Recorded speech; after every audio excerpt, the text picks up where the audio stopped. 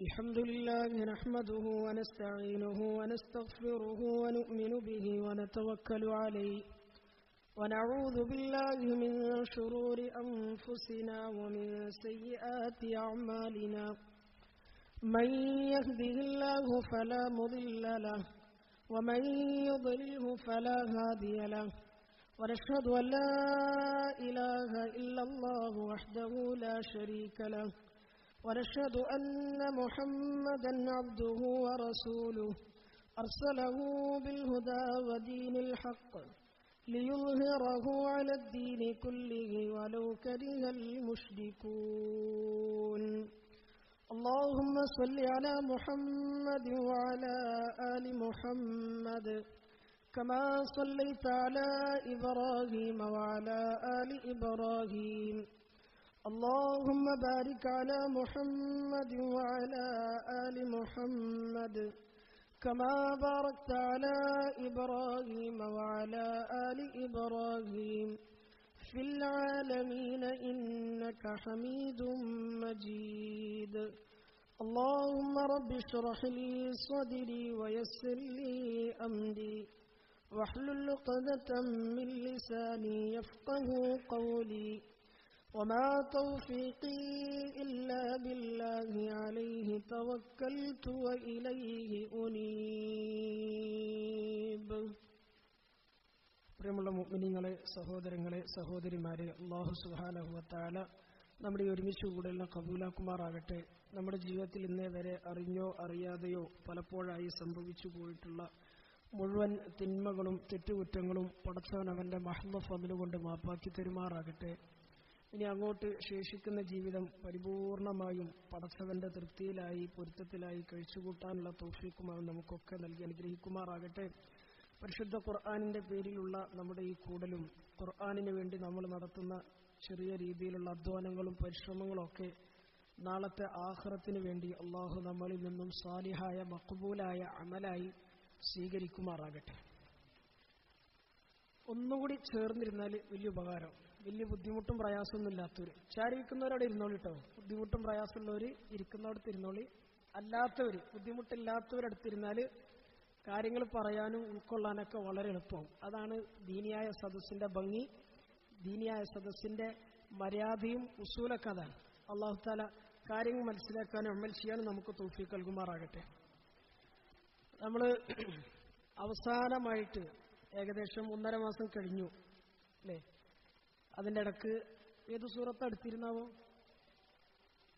ഓർമ്മണ്ടോ? ഖിയാമ അല്ലേ? സൂറത്തുൽ ഖിയാമ അത് പൂർത്തിയായോ? ഫുള്ളായിട്ട് എടുത്തോ? ഇല്ലല്ലേ?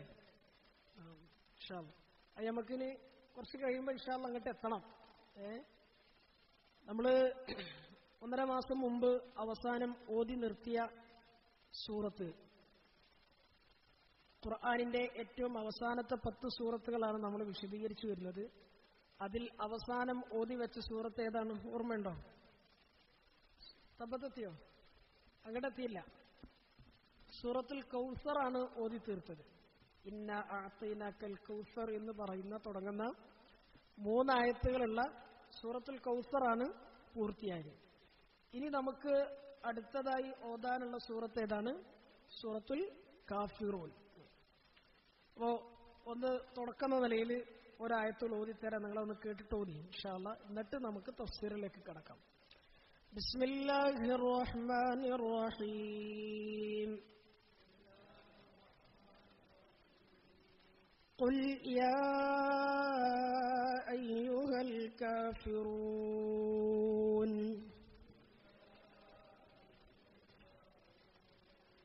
لا أعبد ما تعبدون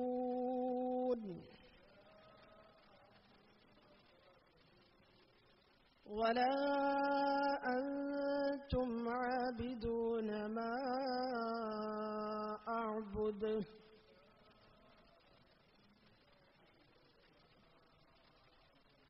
ولا أنا عابد ما عبدتم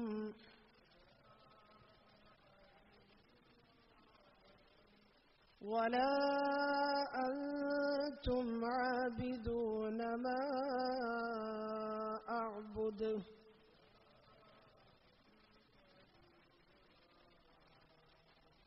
لكم دينكم ولي دين صدق الله العظيم. സൂറത്തുൽ കാഫിറൂൻ മക്കയിൽ അവതരിച്ച സൂറത്താണ്. 6 ആയത്തുകളാണ് ഈ സൂറത്തിലുള്ളത്. ഓർമ്മയിൽ വെക്കണം കേട്ടോ. എവിടെ ഇറങ്ങിയത്? നമ്മളിത് വെറുതെ ഇങ്ങനെ പറഞ്ഞ് സമയം തീർക്കലായി മാറരുത്. നമുക്ക് ഇതിൽ നിന്ന് എന്ത് ചെയ്യണം? ഉപകാരം കിട്ടണം. ഖുർആനുമായിട്ട് അള്ളാഹു നമ്മളോട് പറയുന്ന കാര്യങ്ങൾ എന്താണ് എന്നതിനെ കുറിച്ചിട്ട് നമുക്കൊരു തിരിച്ചറിവും ബോധവും ഉണ്ടാവും. മക്കയിലാണ് അവതരിച്ചത്. സൂറത്തിന്റെ പേര് കാഫിറൂൻ എന്നാണ്. 6 ആയത്തുകളാണ് ഉള്ളത്. വളരെ പ്രധാനപ്പെട്ട ഒരു സൂറത്താണ്.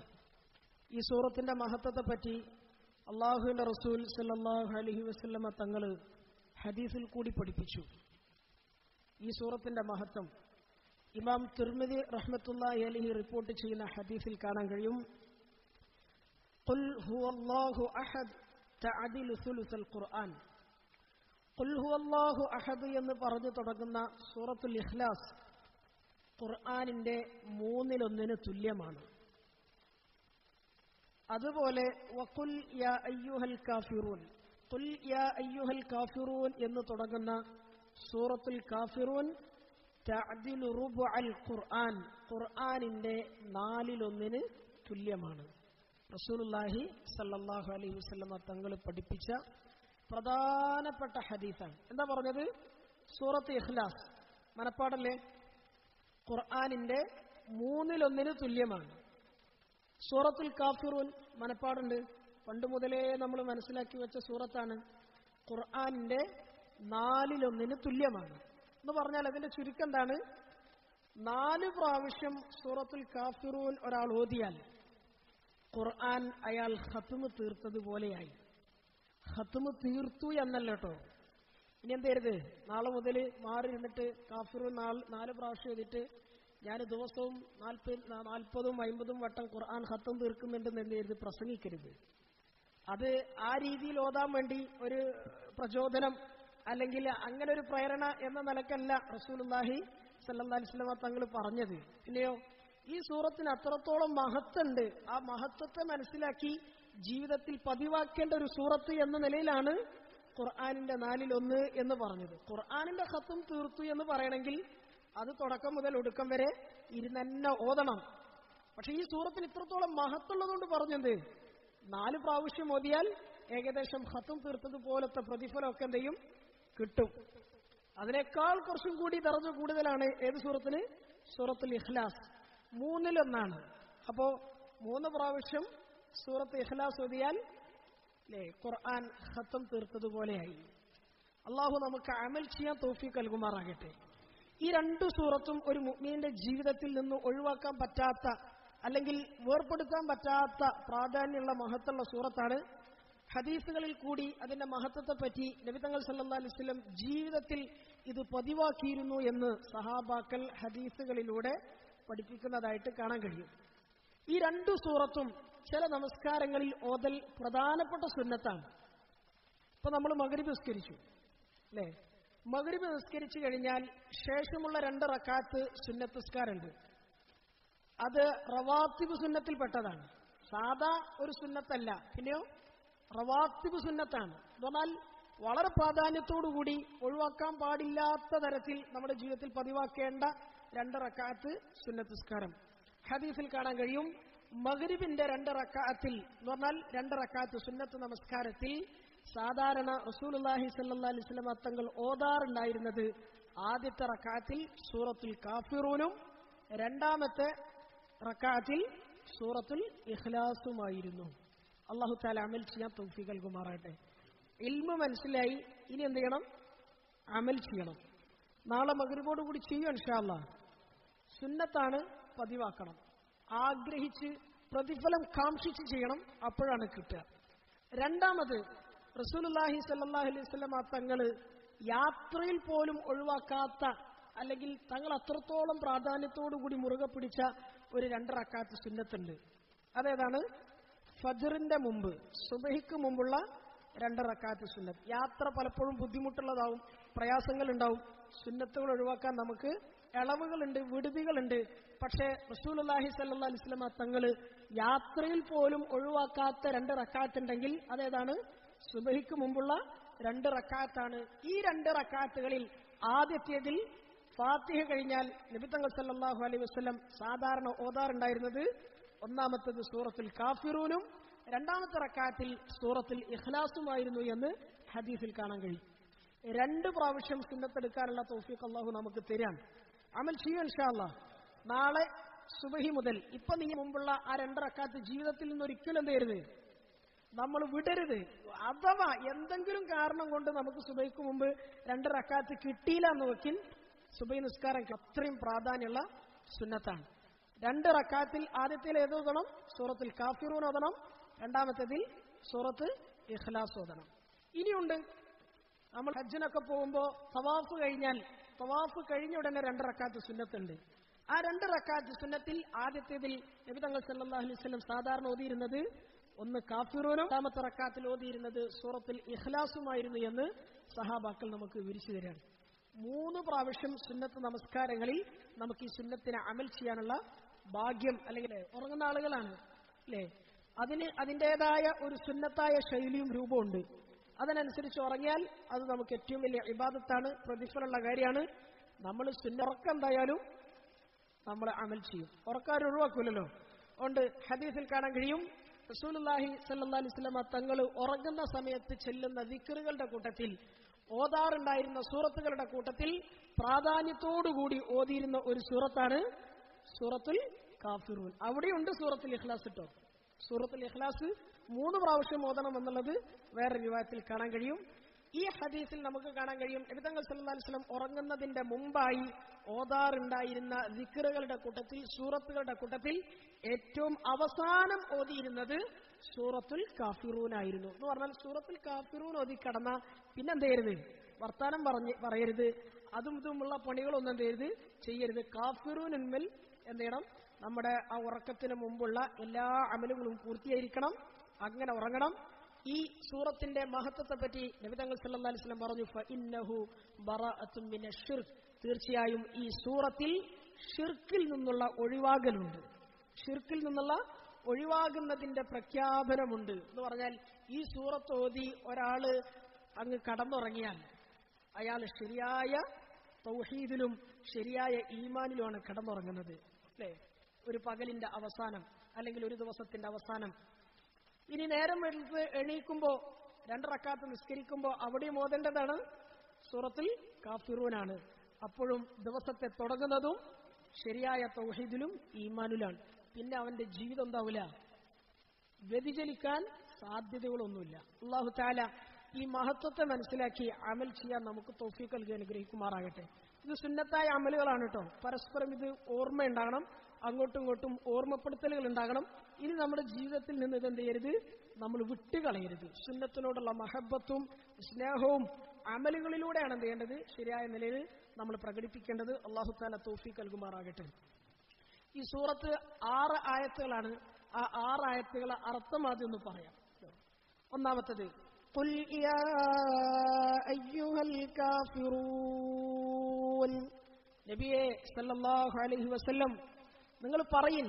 എന്താ പറയേണ്ടത്? യാ അയ്യുഹൽ കാഫിറൂൻ, അല്ലയോ അവിശ്വസിച്ച നിഷേധിച്ചവരായ ആളുകളെ, കാഫിരീങ്ങളെ എന്നാണ്. മനസ്സിലായോ? കുഫർ, കാഫിർ, കാഫിരി എന്ന് പറഞ്ഞാൽ നിഷേധികളായ, സത്യത്തെ തള്ളിക്കളഞ്ഞവരായ കാഫിരീങ്ങളെ. ഇനി കുറച്ച് കാര്യങ്ങൾ പറയാൻ പോവുകയാണ്.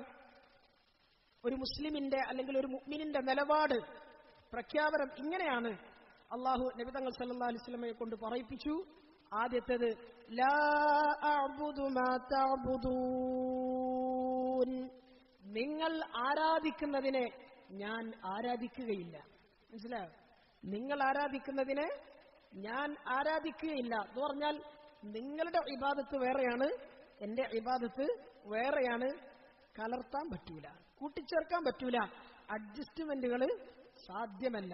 അതിനുശേഷം വീണ്ടും വലാ അൻതും ആബിദൂന മാ അഅ്ബുദ്. ഞാൻ ആരാധിക്കുന്നതിനെ നിങ്ങളും ആരാധിക്കുന്നില്ലല്ലോ. ഉണ്ടോ? ആരാധിക്കാത്തതുകൊണ്ടാണല്ലോ അവരെ കാഫിരീങ്ങൾ എന്ന് വിളിച്ചത്. ഞാൻ ആരാധിക്കുന്നതിനെ നിങ്ങളും ആരാധിക്കുന്നില്ല. അതേ കാര്യത്തെ വീണ്ടും ആവർത്തിക്കാണ്. വലാ അന ആബിദും മാ അബദ്തും. നിങ്ങൾ ആരാധിച്ചു വരുന്നതിനെ ആരാധിക്കാൻ ഞാൻ തയ്യാറല്ല, ഞാൻ ആരാധിക്കുന്നവനല്ല. വലാ അൻതും ആബിദൂന മാ അഅ്ബുദ്. ഞാൻ ആരാധിക്കുന്നതിനെ നിങ്ങളും ആരാധിക്കുന്നവരല്ല. അതുകൊണ്ട് അവസാനമായി തീരുമാനം പറയാണ്. എന്താ തീരുമാനം? ലക്കും ദീനുക്കും വലിയ ദീൻ. നിങ്ങൾക്ക് നിങ്ങളുടെ ദീൻ, എനിക്ക് എന്റെ ദീൻ. ഇതൊരു തീരുമാനമാണ്, ഇതൊരു പ്രഖ്യാപനാണ്. ലക്കും ദീനുക്കും, നിങ്ങൾക്ക് നിങ്ങളുടെ ആചാരങ്ങൾ, നിങ്ങളുടെ സമ്പ്രദായങ്ങൾ, നിങ്ങളുടെ ഇബാദത്തുകൾ, നിങ്ങളുടെ ശൈലികൾ, അത് നിങ്ങൾ കൊണ്ടുപോയിക്കൊള്ളി. അതിലേക്ക് ചേരാൻ എന്നെ കിട്ടൂല. വലിയ ദീൻ, എനിക്ക് എന്റേതായ ഒരു ദീനുണ്ട്. ആര് പഠിപ്പിച്ചു? അള്ളാഹു പഠിപ്പിച്ചൊരു ദീനുണ്ട്. അതെന്താവണം, എങ്ങനെയാവണം, എപ്പോഴാകണം എന്നൊക്കെ പഠിപ്പിച്ചത് ഉടമസ്ഥനായ അള്ളാഹു ആണ്. ആ പഠിപ്പിച്ച കാര്യത്തിൽ മായം ചേർക്കാനും വെള്ളം ചേർക്കാനും കളങ്കം ചേർത്താനൊന്നും എന്നെ കിട്ടൂല. അതുകൊണ്ട് ലക്കും ദീനുക്കും വലിയ ദീൻ, എനിക്കെന്റെ ദീൻ, നിങ്ങൾക്ക് നിങ്ങളുടെ ദീൻ. ഈ സൂറത്ത് ഇറങ്ങാനുണ്ടായ കാരണത്തെ പറ്റിയിട്ട് ഒന്ന് രണ്ട് സംഭവങ്ങൾ തഫ്സീറിന്റെ കിതാബുകളിൽ നമുക്ക് കാണാൻ കഴിയും. റസൂലുള്ളാഹി സ്വല്ലല്ലാഹു അലൈഹി വസല്ലമ തങ്ങള് മക്കയിൽ 13 വർഷമാണ് ഖുറൈശികൾക്കിടയിൽ നുബുവത്തിന്റെ പരിശ്രമം നടത്തിയത്, ദഅവത്ത് നടത്തിയത്. തുടക്കകാലത്ത് വലിയ രീതിയിലുള്ള പ്രയാസങ്ങളും ബുദ്ധിമുട്ടുകളൊക്കെ നബി തങ്ങൾ സല്ലല്ലാഹു അലൈഹി വസല്ലമക്ക് സഹിക്കേണ്ടി വന്നു. നാട്ടിൽ ഭയങ്കര പ്രശ്നങ്ങളായി, ആഭ്യന്തര പ്രശ്നങ്ങളുണ്ടായി, ഇഖ്തിലാഫുകളുണ്ടായി, നാട്ടുകാർ പരസ്പരം അങ്ങോട്ടും ഇങ്ങോട്ടും ചേരി തിരിഞ്ഞ് പോരടിക്കുന്ന അവസ്ഥകളുണ്ടായി. ഖുറൈശികളായ പ്രമാണിമാര് കൂടിയാലോചിച്ചു നബി തങ്ങൾ സല്ലല്ലാഹു അലൈഹി വസല്ലമയുടെ മുമ്പിൽ ചെന്ന് പ്രീണിപ്പിക്കാൻ വേണ്ടി, വലയിൽ വീഴ്ത്താൻ വേണ്ടി കുറച്ച് തന്ത്രങ്ങൾ അവർ പ്രയോഗിച്ചു. കുറച്ച് തന്ത്രങ്ങൾ അല്ലേ, നമ്മൾ പറയാറില്ലേ, മോഹന വാഗ്ദാനങ്ങൾ കൊടുത്തിട്ട് എന്ത് ചെയ്തു? വലയിൽ വീഴ്ത്താൻ വേണ്ടി അവര് മീറ്റിംഗ് കൂടി. അതിൽ നിന്ന് 4-5 പ്രമുഖരായ ഖുറൈശി നേതാക്കന്മാരെ അവർ തെരഞ്ഞെടുത്തു. അതിൽ ഏറ്റവും പ്രധാനപ്പെട്ട ആള് ഒന്ന് വലീദ് ബിൻ മുഗീറയാണ്. വലീദ് ബിൻ മുഗീറ, നമ്മൾ ഖാലിദ് ബിൻ വലീദ് റളിയല്ലാഹു അൻഹു കേട്ടില്ലേ? ഖാലിദ് റളിയല്ലാഹു അൻഹുവിന്റെ വാപ്പയാണ് ആര്? വലീദ് എന്ന് പറയുന്നത്. പക്ഷേ ആൾക്ക് എന്ത് ചെയ്യാൻ പറ്റിയില്ല? മുസ്ലിം ആകാനോ മുഅ്മിനാകാനോ ഭാഗ്യം കിട്ടിയിട്ടില്ല. ഒന്നാമത്തെ ഖുറൈശി നേതാവ്. രണ്ടാമത്തത് ആസിബിന് വാഇൽ, ആസിബിന് വാഇൽ എന്ന് പറയുന്ന നേതാവ്. മൂന്നാമത്തത് അൽ അസ്വദ് ബിൻ മുത്തലിബ്, അസ്വദ് എന്ന് പറയുന്ന ഒരു മനുഷ്യൻ. നാലാമത്തത് ഉമയ്യത്ത് ബിൻ ഖലഫ്, ബിലാൽ റളിയല്ലാഹു അൻഹുവിന്റെ മുതലാളി, യജമാനൻ. ഇവരൊക്കെ ഖുറൈശികളുടെ കൂട്ടത്തിലെ തലതൊട്ടപ്പന്മാരാണ്, നേതാക്കന്മാരാണ്. വേറെയും കുറച്ച് ആളുകൾ എന്ത് ചെയ്തു? കൂട്ടത്തിൽ തെരഞ്ഞെടുത്തു. എന്നിട്ട് റസൂലുള്ളാഹി സ്വല്ലല്ലാഹു അലൈഹി വസല്ലമ തങ്ങളുടെ അടുക്കിലേക്ക് പറഞ്ഞയച്ചു. അല്ലേ, കരാറുണ്ടാക്കാൻ, സന്ധി സംഭാഷണം നടത്താനാണ് വരുന്നത്. അവർ വന്നിട്ട് നബി തങ്ങൾ സല്ലല്ലാഹു അലൈഹി വസല്ലമയുടെ മുമ്പിൽ കുറച്ച് ഓഫറുകൾ വെച്ചു. മുഹമ്മദേ സല്ലല്ലാഹു അലൈഹി വസല്ലം, നീ വന്നതിന് ശേഷം, നീ നുബുവത്ത് കിട്ടി നബിയായി വന്നതിന് ശേഷം നാട്ടിൽ ഭയങ്കര പ്രശ്നങ്ങളാണ്, ഞങ്ങൾക്ക് സ്വസ്ഥമായ ജീവിതം നഷ്ടപ്പെട്ടു, ഞങ്ങളെ വീട്ടിലും നാട്ടിലും കൂട്ടിലൊക്കെ ആകെ പ്രശ്നങ്ങളാണ്, ഭയങ്കര അടിയും പിടിയാണ്. എന്താ നിന്റെ വിചാരം? എന്താ നിന്റെ പ്ലാൻ?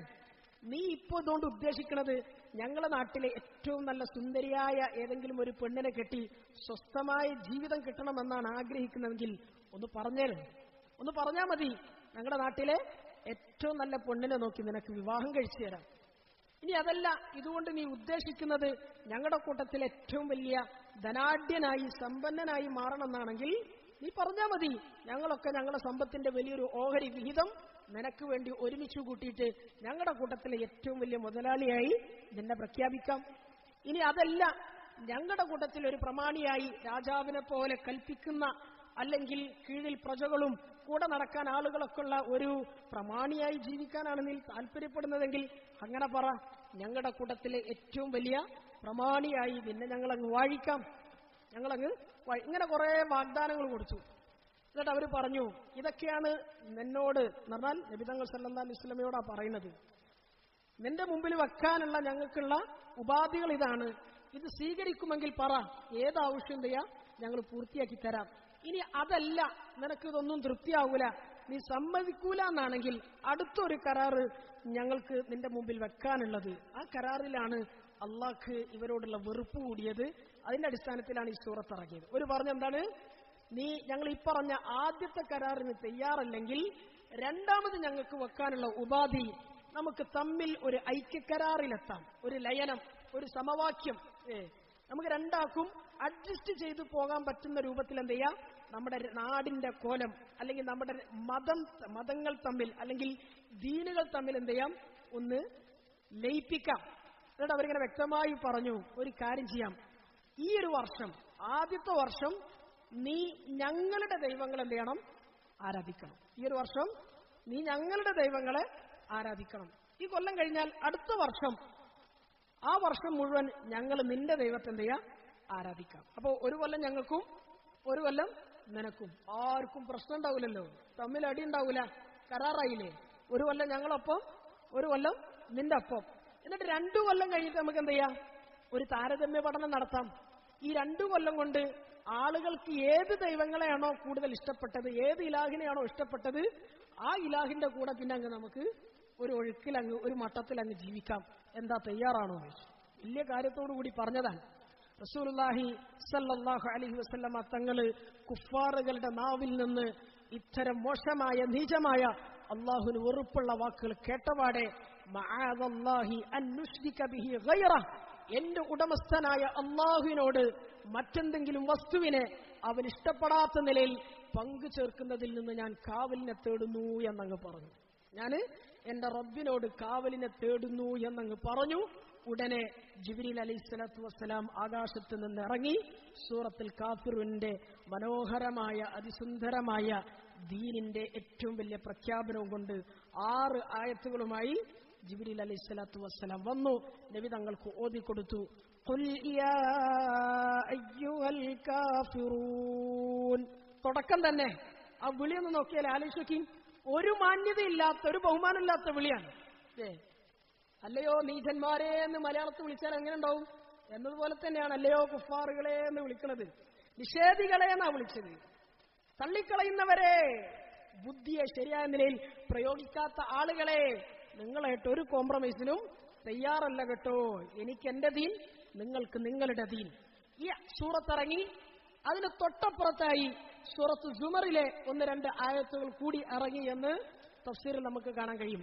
ഖുൽ അഫഗൈറല്ലാഹി തഅ്മുറൂനി അഅ്ബുദു അയ്യുഹൽ ജാഹിലൂൻ വലഖദ് ഊഹിയ ഇലൈക വഇലല്ലദീന മിൻ ഖബ്ലിക ലഇൻ അശ്റക്ത ലയഹ്ബതന്ന അമലുക വലതകൂനന്ന മിനൽ ഖാസിരീൻ ബലില്ലാഹ ഫഅ്ബുദ് വകും മിനശ് ശാകിരീൻ. 3 ആയത്തുകൾ സൂറത്ത് സുമറിൽ കാഫിറൂന്റെ കൂടെ ഉടൻ അല്ലാഹു ഇറക്കിക്കൊടുത്ത ശക്തമായ നിർദ്ദേശങ്ങളുള്ള ഒരു 3 ആയത്ത്. എന്താ അതിന്റെ അർത്ഥം? ഖുൽ അഫഗൈറല്ലാഹി തഅ്മുറൂനി അഅ്ബുദു അയ്യുഹൽ ജാഹിലൂൻ. അല്ലയോ വിഡ്ഢികളെ, പൊട്ടന്മാരെ, വിവരമില്ലാത്തവരെ എന്നാ വിളിച്ചത്. അവിടെയും ഇവിടെയും അള്ളാഹുവിന്റെ കരുണയില്ലാത്ത വിളിയാണ്. കാരണം അള്ളാഹ്ക്ക് ഇഷ്ടമല്ല അള്ളാഹുവിന്റെ വഹ്ദാനിയത്തിലും അള്ളാഹു നൽകിയ ദീനിലും വെള്ളം ചേർക്കുക എന്ന് പറയുന്നത്. അവരെ നേർക്കുനേരെ വിളിച്ചു അയ്യുഹൽ ജാഹിലൂൻ. ജാഹിൽ എന്ന് പറയാൻ അർത്ഥം വിവരമില്ലാത്തവൻ, വിഡ്ഢി, പൊട്ടൻ, അല്ലേ? എന്തു അർത്ഥം വെക്കാം? എന്റെ ഉടമസ്ഥനായ അള്ളാഹുവിനെ ഒഴിവാക്കിയിട്ട് നിങ്ങൾ പറയുന്ന ആരാധ്യ വസ്തുക്കളുടെ പിന്നാലെ പോകാനാണോ വിവരമില്ലാത്തവരെ നിങ്ങൾ എന്നോട് കൽപ്പിക്കുന്നത്? വലഖദ് ഊഹിയ ഇലൈക വഇലല്ലദീന മിൻ ഖബ്ലിക, എങ്കിൽ നിങ്ങൾക്ക് മുമ്പിൽ ഒരു പാഠം, ഒരു പ്രഖ്യാപനം ഞാൻ പറഞ്ഞു തരാം.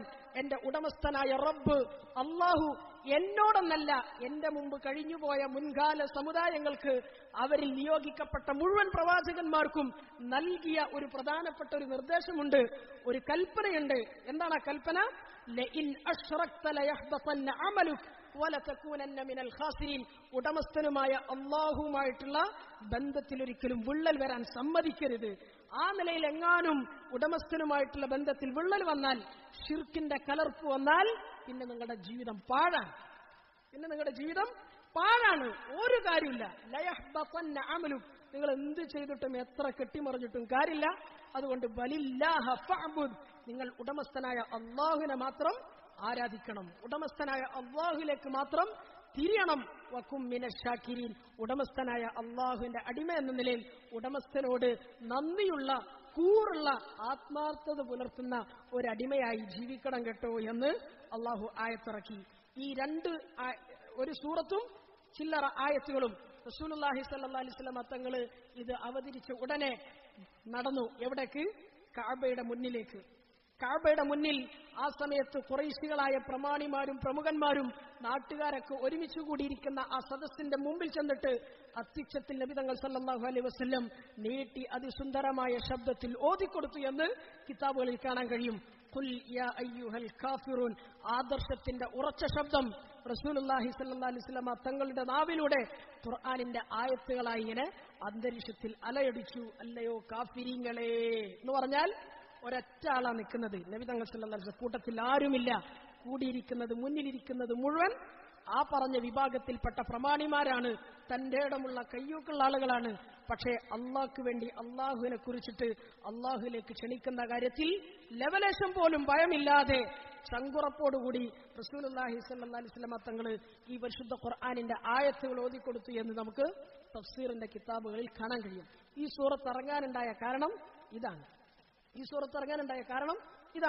സൂറത്ത് ഖലമിൽ അല്ലാഹു പറഞ്ഞു, വദ്ദൂ ലൗ തുദ്ഹിനു ഫയുദ്ഹിനൂൻ, വദ്ദൂ ലൗ തുദ്ഹിനു ഫയുദ്ഹിനൂൻ. നബിയെ സല്ലല്ലാഹു അലൈഹി വസല്ലം, മക്കയിലെ കുഫാറുകളായ അങ്ങയുടെ നാട്ടുകാരായ ആളുകള് അവരിങ്ങനെ മോഹിക്കാണ്, ആഗ്രഹിക്കാണ്. എന്താണ് അവർ ആഗ്രഹിക്കുന്നത്? നിങ്ങളൊന്ന് അഴിഞ്ഞുകൊടുത്തിരുന്നെങ്കിൽ, നിങ്ങളൊന്ന് അഡ്ജസ്റ്റ് ചെയ്തിരുന്നെങ്കിൽ, നിങ്ങളൊന്നിങ്ങനെ വന്ന് ചേർന്നിരുന്ന് തമ്മിൽ നല്ല കരാറും നല്ല സന്ധി സംഭാഷണമൊക്കെ നടത്തിയിട്ട് ഇങ്ങനെ കൂട്ടിക്കലർന്നുള്ള ഒരു ജീവിതം ജീവിച്ചിരുന്നെങ്കിൽ അവരുടെ തടിക്കും അവരുടെ അഭിമാനത്തിനൊന്നും ഒരു പ്രശ്നം വരൂലായിരുന്നല്ലോ. അതുകൊണ്ട് നിങ്ങളൊന്ന് അഴിഞ്ഞു കൊടുക്കണമെന്ന് അവർ ആഗ്രഹിക്കുകയാണ്.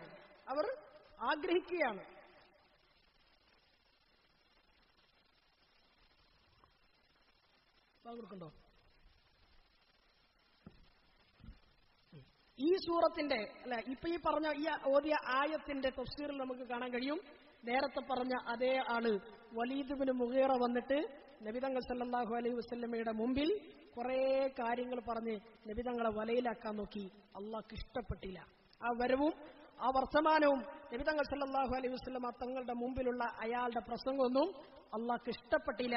അതിനെ വിമർശിച്ചുകൊണ്ടാണ് അള്ളാഹു ആയത്തിറക്കിയത്. ഈ വലീദ് എന്ന് പറഞ്ഞ ആള് ഒരു കാലത്ത് എന്ന് പറഞ്ഞാൽ നുബുവത്തിന്റെ തുടക്കത്തിലെ ഖുർആനിന്റെ സൗന്ദര്യവും ഖുർആൻ ഹക്കാണെന്നുള്ള യാഥാർത്ഥ്യവും മനസ്സിലാക്കി അതിനെക്കുറിച്ചിട്ട് വശ്യമായ നിലയിൽ ഖുറൈശികളുടെ മുമ്പിൽ പ്രസംഗിച്ച ആളാ. ഇന്ന ലഹു ലഹലാവ വ ഇന്ന അലൈഹി ലതലാവ. വലീദ് എന്ന് പറഞ്ഞാൽ അന്നത്തെ നാട്ടിലെ പ്രമാണിയാണ്, വലിയ സാഹിത്യപ്പെടുവാണ്. അയാളുടെ മുകളിൽ നിൽക്കാൻ ഭാഷയെക്കുറിച്ച് സാഹിത്യത്തെക്കുറിച്ച് അറിയുന്ന ഒരാളും മക്കയിലില്ല. അയാൾ ഖുർആനിന്റെ ആയത്തുകൾ കേട്ടു. സൂറത്ത് ഫുസ്സിലത്തിന്റെ ആദ്യത്തെ 2-3 പേജുകളോളം അയാൾ കേട്ടു. ആ ഖുർആനിന്റെ ആയത്തുകളിൽ മയങ്ങി അതിൽ ലയിച്ചിട്ട് അയാൾ ഇങ്ങനെ അത്ഭുതപരതന്ത്രനായി ഖുറൈശികളുടെ മുമ്പിൽ വന്നിട്ട് അയാൾ ഒരു പ്രസംഗം നടത്തുന്നുണ്ട്. കിതാബുകളിൽ കാണാൻ കഴിയും. ഇന്ന ലഹു ലഹലാവ, ഹാ എത്ര മധുരമുള്ള പരിശുദ്ധ ഖുർആനിന്റെ വരികളാണ് ഞാൻ കേട്ടത്. വ ഇന്ന അഅ്ലാഹു ലമുസ്മിർ വ ഇന്ന അലൈഹി ലതലാവ. ആ ഖുർആനിന്റെ സൗരഭ്യം എത്ര ആസ്വാദ്യകരമാണ്. തീർച്ചയായും അതിങ്ങനെ വളർന്ന് പന്തലിച്ച് കിടക്കുന്ന ഒരു വടവൃക്ഷം പോലെ നിൽക്കുകയാണ്. അതിന്റെ ശിഖരങ്ങളൊക്കെ ആകാശത്തിലേക്ക് ഇങ്ങനെ ആകാശം മുട്ടെ വളർന്ന് പന്തലിച്ച് കിടക്കുന്നുണ്ട്. വ ഇന്ന അസ്ഫലഹു ലമുഗ്ദിക്. അതിന്റെ അടിവേരുകൾ ഭൂമിയിലേക്ക് ഊർന്നിറങ്ങി കിടക്കുകയാണ് എന്ന് പറഞ്ഞാൽ ഉറച്ചു നിൽക്കുകയാണ്.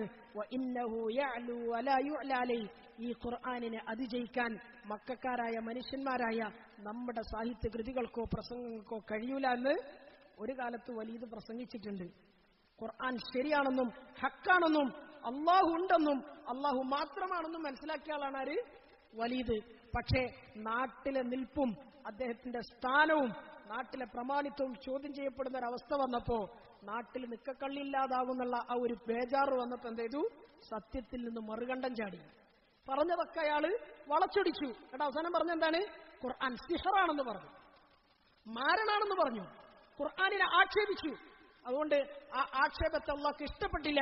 അയാൾക്ക് വേണ്ടി സഉസ്ലിഹി സഖർ, വലീദിന് വേണ്ടി സഖർ ഞാൻ ഒരുക്കി വെച്ചിരിക്കുന്നു എന്ന് അള്ളാഹു പറഞ്ഞു.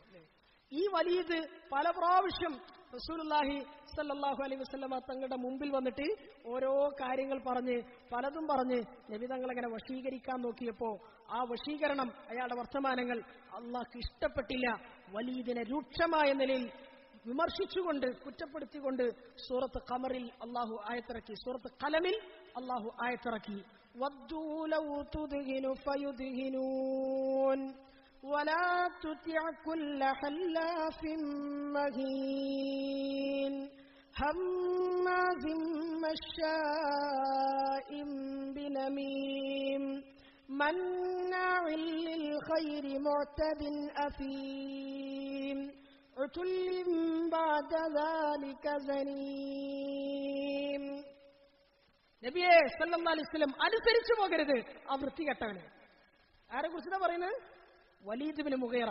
വലാ തുതിഅ, നബിയെ നിങ്ങൾ അനുസരിച്ചു പോകരുത്, കേൾക്കരുത്, അവഗണിച്ചേക്കണം. കുല്ല ഹല്ലാഫിൻ മഹീൻ, ഉള്ളതിനും ഇല്ലാത്തതിനും വെറുതെ ഇങ്ങനെ സത്യം ചെയ്തു പറയുന്ന ഒരാളുണ്ട് നിങ്ങളുടെ കൂട്ടത്തിൽ. ആരാണത്? വലീദാണ്.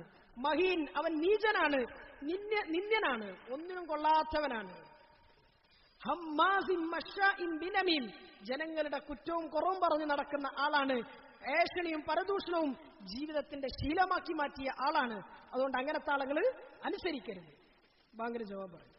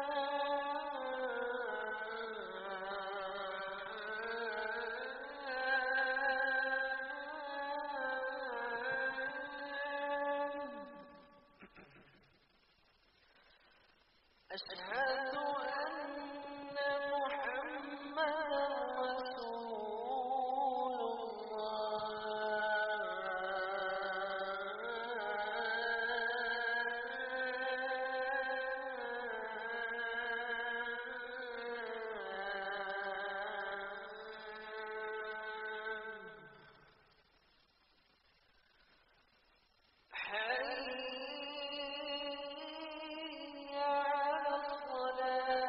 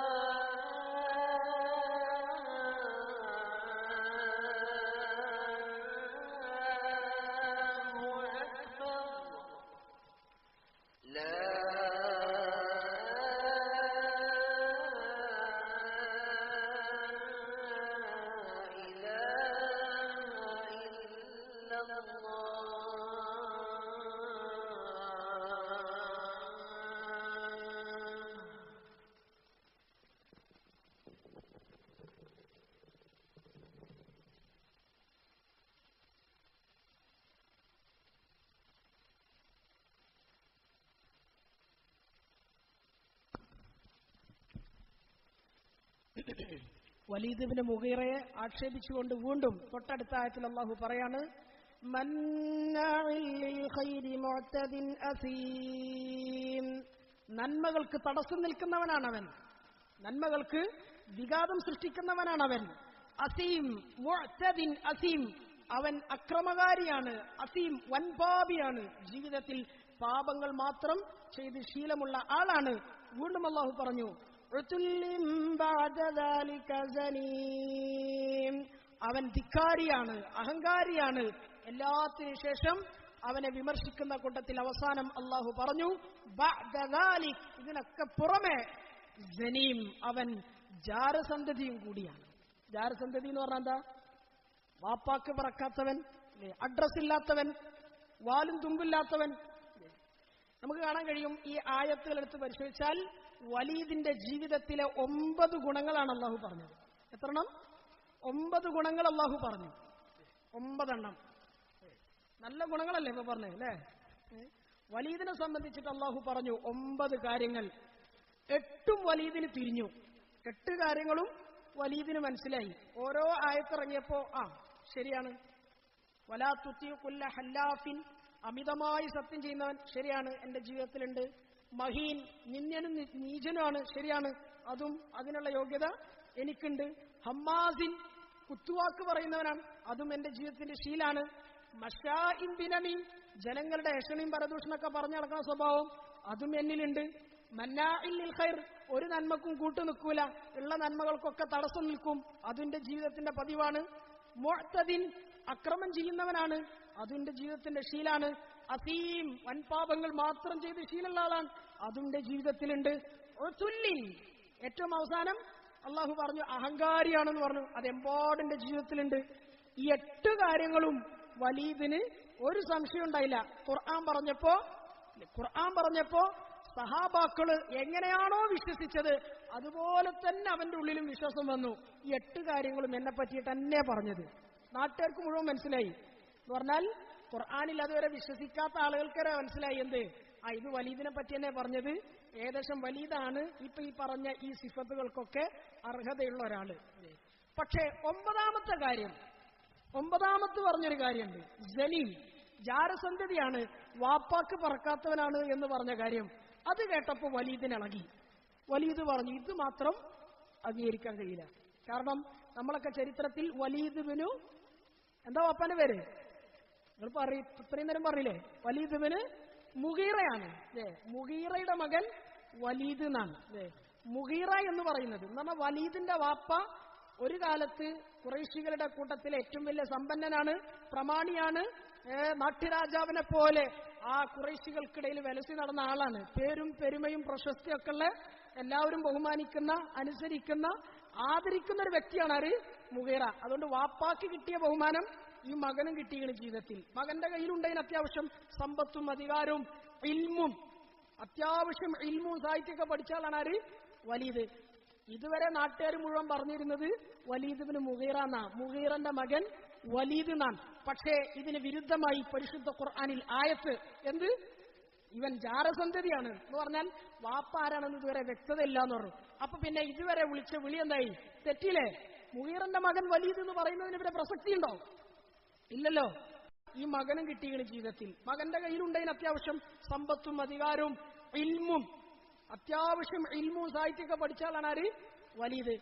ഇതുവരെ നാട്ടുകാർ മുഴുവൻ പറഞ്ഞിരുന്നത് വലീദ് ഇബ്നു മുഗീറ എന്നാ, മുഗീറന്റെ മകൻ വലീദ് എന്നാണ്.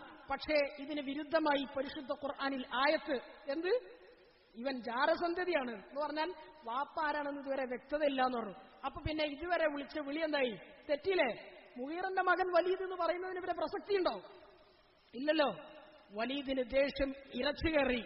അരിശം കൊണ്ടിട്ട് കിതാബുകളിൽ നമുക്ക് കാണാൻ കഴിയും, ഉറയിൽ നിന്ന് വാളൂരിട്ട് ഓടി വീട്ടിലേക്ക്. ഉറയിൽ നിന്ന് വാളൂരി ഓടാണ് വീട്ടിലേക്ക്. വാപ്പ ജീവിച്ചിരിപ്പില്ല, അതുകൊണ്ട് വാപ്പാണ്ട് ചോദിക്കാൻ വയ്യല്ലോ. വാപ്പ പോക്ക് പോയിട്ടുണ്ട്, പക്ഷെ ഉമ്മ ജീവിച്ചിരിപ്പുണ്ട്. ഉമ്മ ജീവിച്ചിരിപ്പുണ്ട്. ഓടുന്നത് എവിടേക്കാണ്? വീട്ടിലേക്കാണ്. ഉറയിൽ നിന്ന് വാളൂരി പിടിച്ചുകൊണ്ട് വീട്ടിന്റെ വാതിൽ ചവിട്ടിപ്പൊളിച്ചിട്ട് അകത്തേക്ക് കയറി ഉമ്മയുടെ കഴുത്തിൽ വാള് വെച്ചിട്ട് ഇങ്ങനെ ഉമ്മയെ ഭീഷണിപ്പെടുത്തിക്കൊണ്ട് പറഞ്ഞു. ചോദിച്ചു, എത്രേ? ഖുർആനിൽ ഇങ്ങനൊരു ആയത്തിറങ്ങിയിട്ടുണ്ട്, ഞാൻ ജാരസന്തതിയാണെന്ന്. എനിക്കിപ്പോ സത്യം അറിയണം. സത്യം പറഞ്ഞിട്ടില്ലെങ്കിൽ നിങ്ങളുടെ കഴുത്ത് ഞാൻ എടുക്കും. സ്വന്തം ഉമ്മാന്റെ കഴുത്തിൽ കത്തി വെച്ചിട്ടാണ് അല്ലെങ്കിൽ വാള് വെച്ചിട്ടാണ് ഈ ധിക്കാരത്തിന്റെ വർത്തമാനം പറയുന്നത്. അതുവരെ നാട്ടുകാരുടെ മുമ്പിൽ പ്രിയങ്കരനും സ്ഥാനവും മാനൊക്കെ ഉള്ള ആളായി ജീവിച്ച ഒരു മനുഷ്യൻ അയാൾ നിന്ദ്യനാകാൻ പോവാൻ ഉമ്മയുടെ കഴുത്തിൽ വാള് വെച്ചിട്ട് ചോദിച്ചു അത്രേ, എന്റെ വാപ്പ ആരാണ് എന്ന് പറഞ്ഞാൽ എനിക്ക് ജന്മം നൽകിയതിന്റെ പിന്നിൽ കാരണക്കാരൻ ആരാണെന്ന് എനിക്കിപ്പോ അറിയണം. സത്യം പറഞ്ഞിട്ടില്ലെങ്കിൽ നിങ്ങളുടെ കഴുത്ത് ഞാൻ എടുക്കും. ഉമ്മാന്റെ സ്വന്തം മാതാവിന്റെ കഴുത്തിലാ കത്തി വെക്കുന്നത്. ഉമ്മ പറഞ്ഞു, സത്യം പറഞ്ഞു. മകനെ പേടിച്ചിട്ട്, ജീവനെ പേടിയുള്ളതുകൊണ്ട് ഉമ്മ സത്യം പറഞ്ഞു. മോനെ, നിന്റെ വാപ്പ മുഗീറ എന്ന് പറയുന്ന മനുഷ്യൻ എല്ലാം ഉണ്ടായിരുന്നെങ്കിലും അയാൾ ഒരു ആണല്ലായിരുന്നു. എന്താ പറഞ്ഞേ? അയാള് ആണല്ല എന്ന് പറഞ്ഞ എന്താ സംഗതി മനസ്സിലായില്ലേ?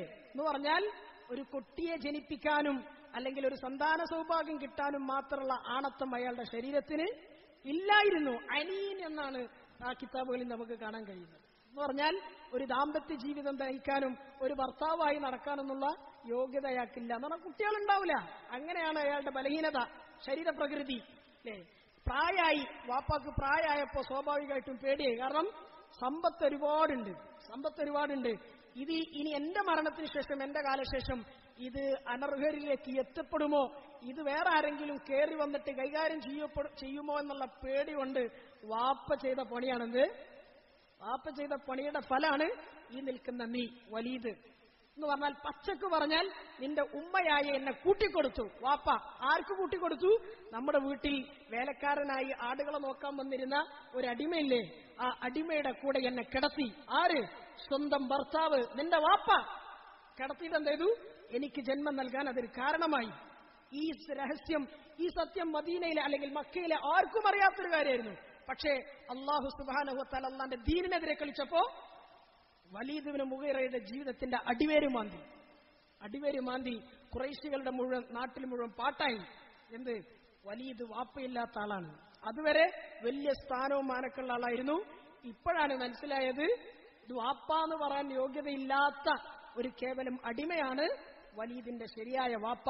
മുഗീറ പിന്നെ ഒരു ചൊർക്കിനൊരു അലങ്കാരത്തിന് തൽക്കാലം വാലിൽ ചേർത്തു കൊടുത്തതാണ്. ദുനിയാവിൽ അവനെ അള്ളാഹു നീചനാക്കി, നിന്ദ്യനാക്കി. അതോടുകൂടി നാട്ടിലുണ്ടായിരുന്ന പേരും പെരുമയും പ്രശസ്തിയും ആ സ്വീകരണവും ആദരവൊക്കെ അങ്ങ് പോയി കിട്ടി. അത് ദുനിയാവിലെ നഷ്ടം കണ്ടു. ആഖിറത്തിൽ അവന് ചെല്ലുമ്പോ അവന് വേണ്ടി ഒരുക്കി വെച്ച ആ നരകത്തെപ്പറ്റി അവൻ ജീവിച്ചിരിക്കെ അവന്റെ ചെവികളിൽ അള്ളാഹു കേൾപ്പിച്ചു, സഉസ്ലിഹി സഖർ, വലീദിന് ഞാൻ ഒരുക്കി വെച്ചിരിക്കുന്നത് സഖർ എന്ന നരകമാണ് എന്ന് അള്ളാഹു പറയാൻ. എന്ന് പറഞ്ഞാൽ ചുരുക്കത്തിൽ അവന്റെ ദുനിയാവും പോയി, ആഖിറവും പോയി. അള്ളാഹ് കാക്കുമാറാകട്ടെ. ഇത് നമുക്കൊക്കെ ഒരു മുന്നറിയിപ്പാണ് കേട്ടോ. ഇത് നമുക്കൊക്കെ മുന്നറിയിപ്പാണ്.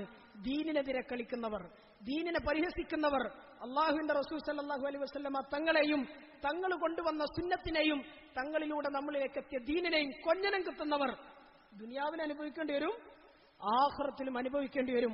അതിന്റെ ഏറ്റവും വലിയ ദുരനുഭവമാണ് വലീദിന്റെ ജീവിതത്തിൽ സംഭവിച്ചത് എന്ന് മുഫസ്സിരീങ്ങൾ വിശുദ്ധ ഖുർആനിന്റെ തഫ്സീറിന്റെ കിതാബുകളിൽ എഴുതി വെച്ചതായി നമുക്ക് കാണാൻ കഴിയും. വലീദിന്റെ ദുനിയാവും പോയി, ആഖിറവും പോയി. അതുകൊണ്ട് ഈ വലീദിനെ പോലത്തെ ഖുറൈശികളുടെ നേതാക്കന്മാരായ ആളുകൾക്കുള്ള ഒരു താക്കീതായിരുന്നു ഈ സൂറത്തുൽ കാഫിറൂൻ. ഖുൽ യാ അയ്യുഹൽ കാഫിറൂൻ, അല്ലയോ കാഫിരീങ്ങളെ, നിഷേധികളെ. വേറൊരു സ്ഥലത്ത് വിളിച്ചെന്താണ്? അയ്യുഹൽ ജാഹിലൂൻ, വിഡ്ഢികളെ, വിവരമില്ലാത്തവരെ, പൊട്ടന്മാരെ എന്നൊക്കെയാണ് അല്ലാഹു വിളിച്ചത്. അതുകൊണ്ട് ഈ സൂറത്ത് വളരെ പ്രധാനപ്പെട്ട ഒന്നാണ്. വളരെ പ്രധാനപ്പെട്ടെന്ന് പറഞ്ഞാൽ അത്തഫ്രീഖു ബൈനൽ ഇസ്ലാമി വഗൈരി, ഇസ്ലാമിനെയും ഇസ്ലാം അല്ലാത്തതിനെയും വേർതിരിക്കുന്ന സൂറത്താണിത്. ഈമാനിനെയും കുഫ്റിനെയും തമ്മിൽ വേർതിരിക്കുന്ന സൂറത്താണിത്. തൗഹീദിനെയും ശിർക്കിനെയും തമ്മിൽ വേർതിരിക്കുന്ന സൂറത്താണിത്. അതുകൊണ്ട് ഇത് നമ്മുടെ ജീവിതത്തിന്റെ അടിത്തറയാണ്. കുഫ്ർ എന്നത്, കാഫിർ എന്നത് ഒരു പൊതുവായ പദമാണ് കേട്ടോ.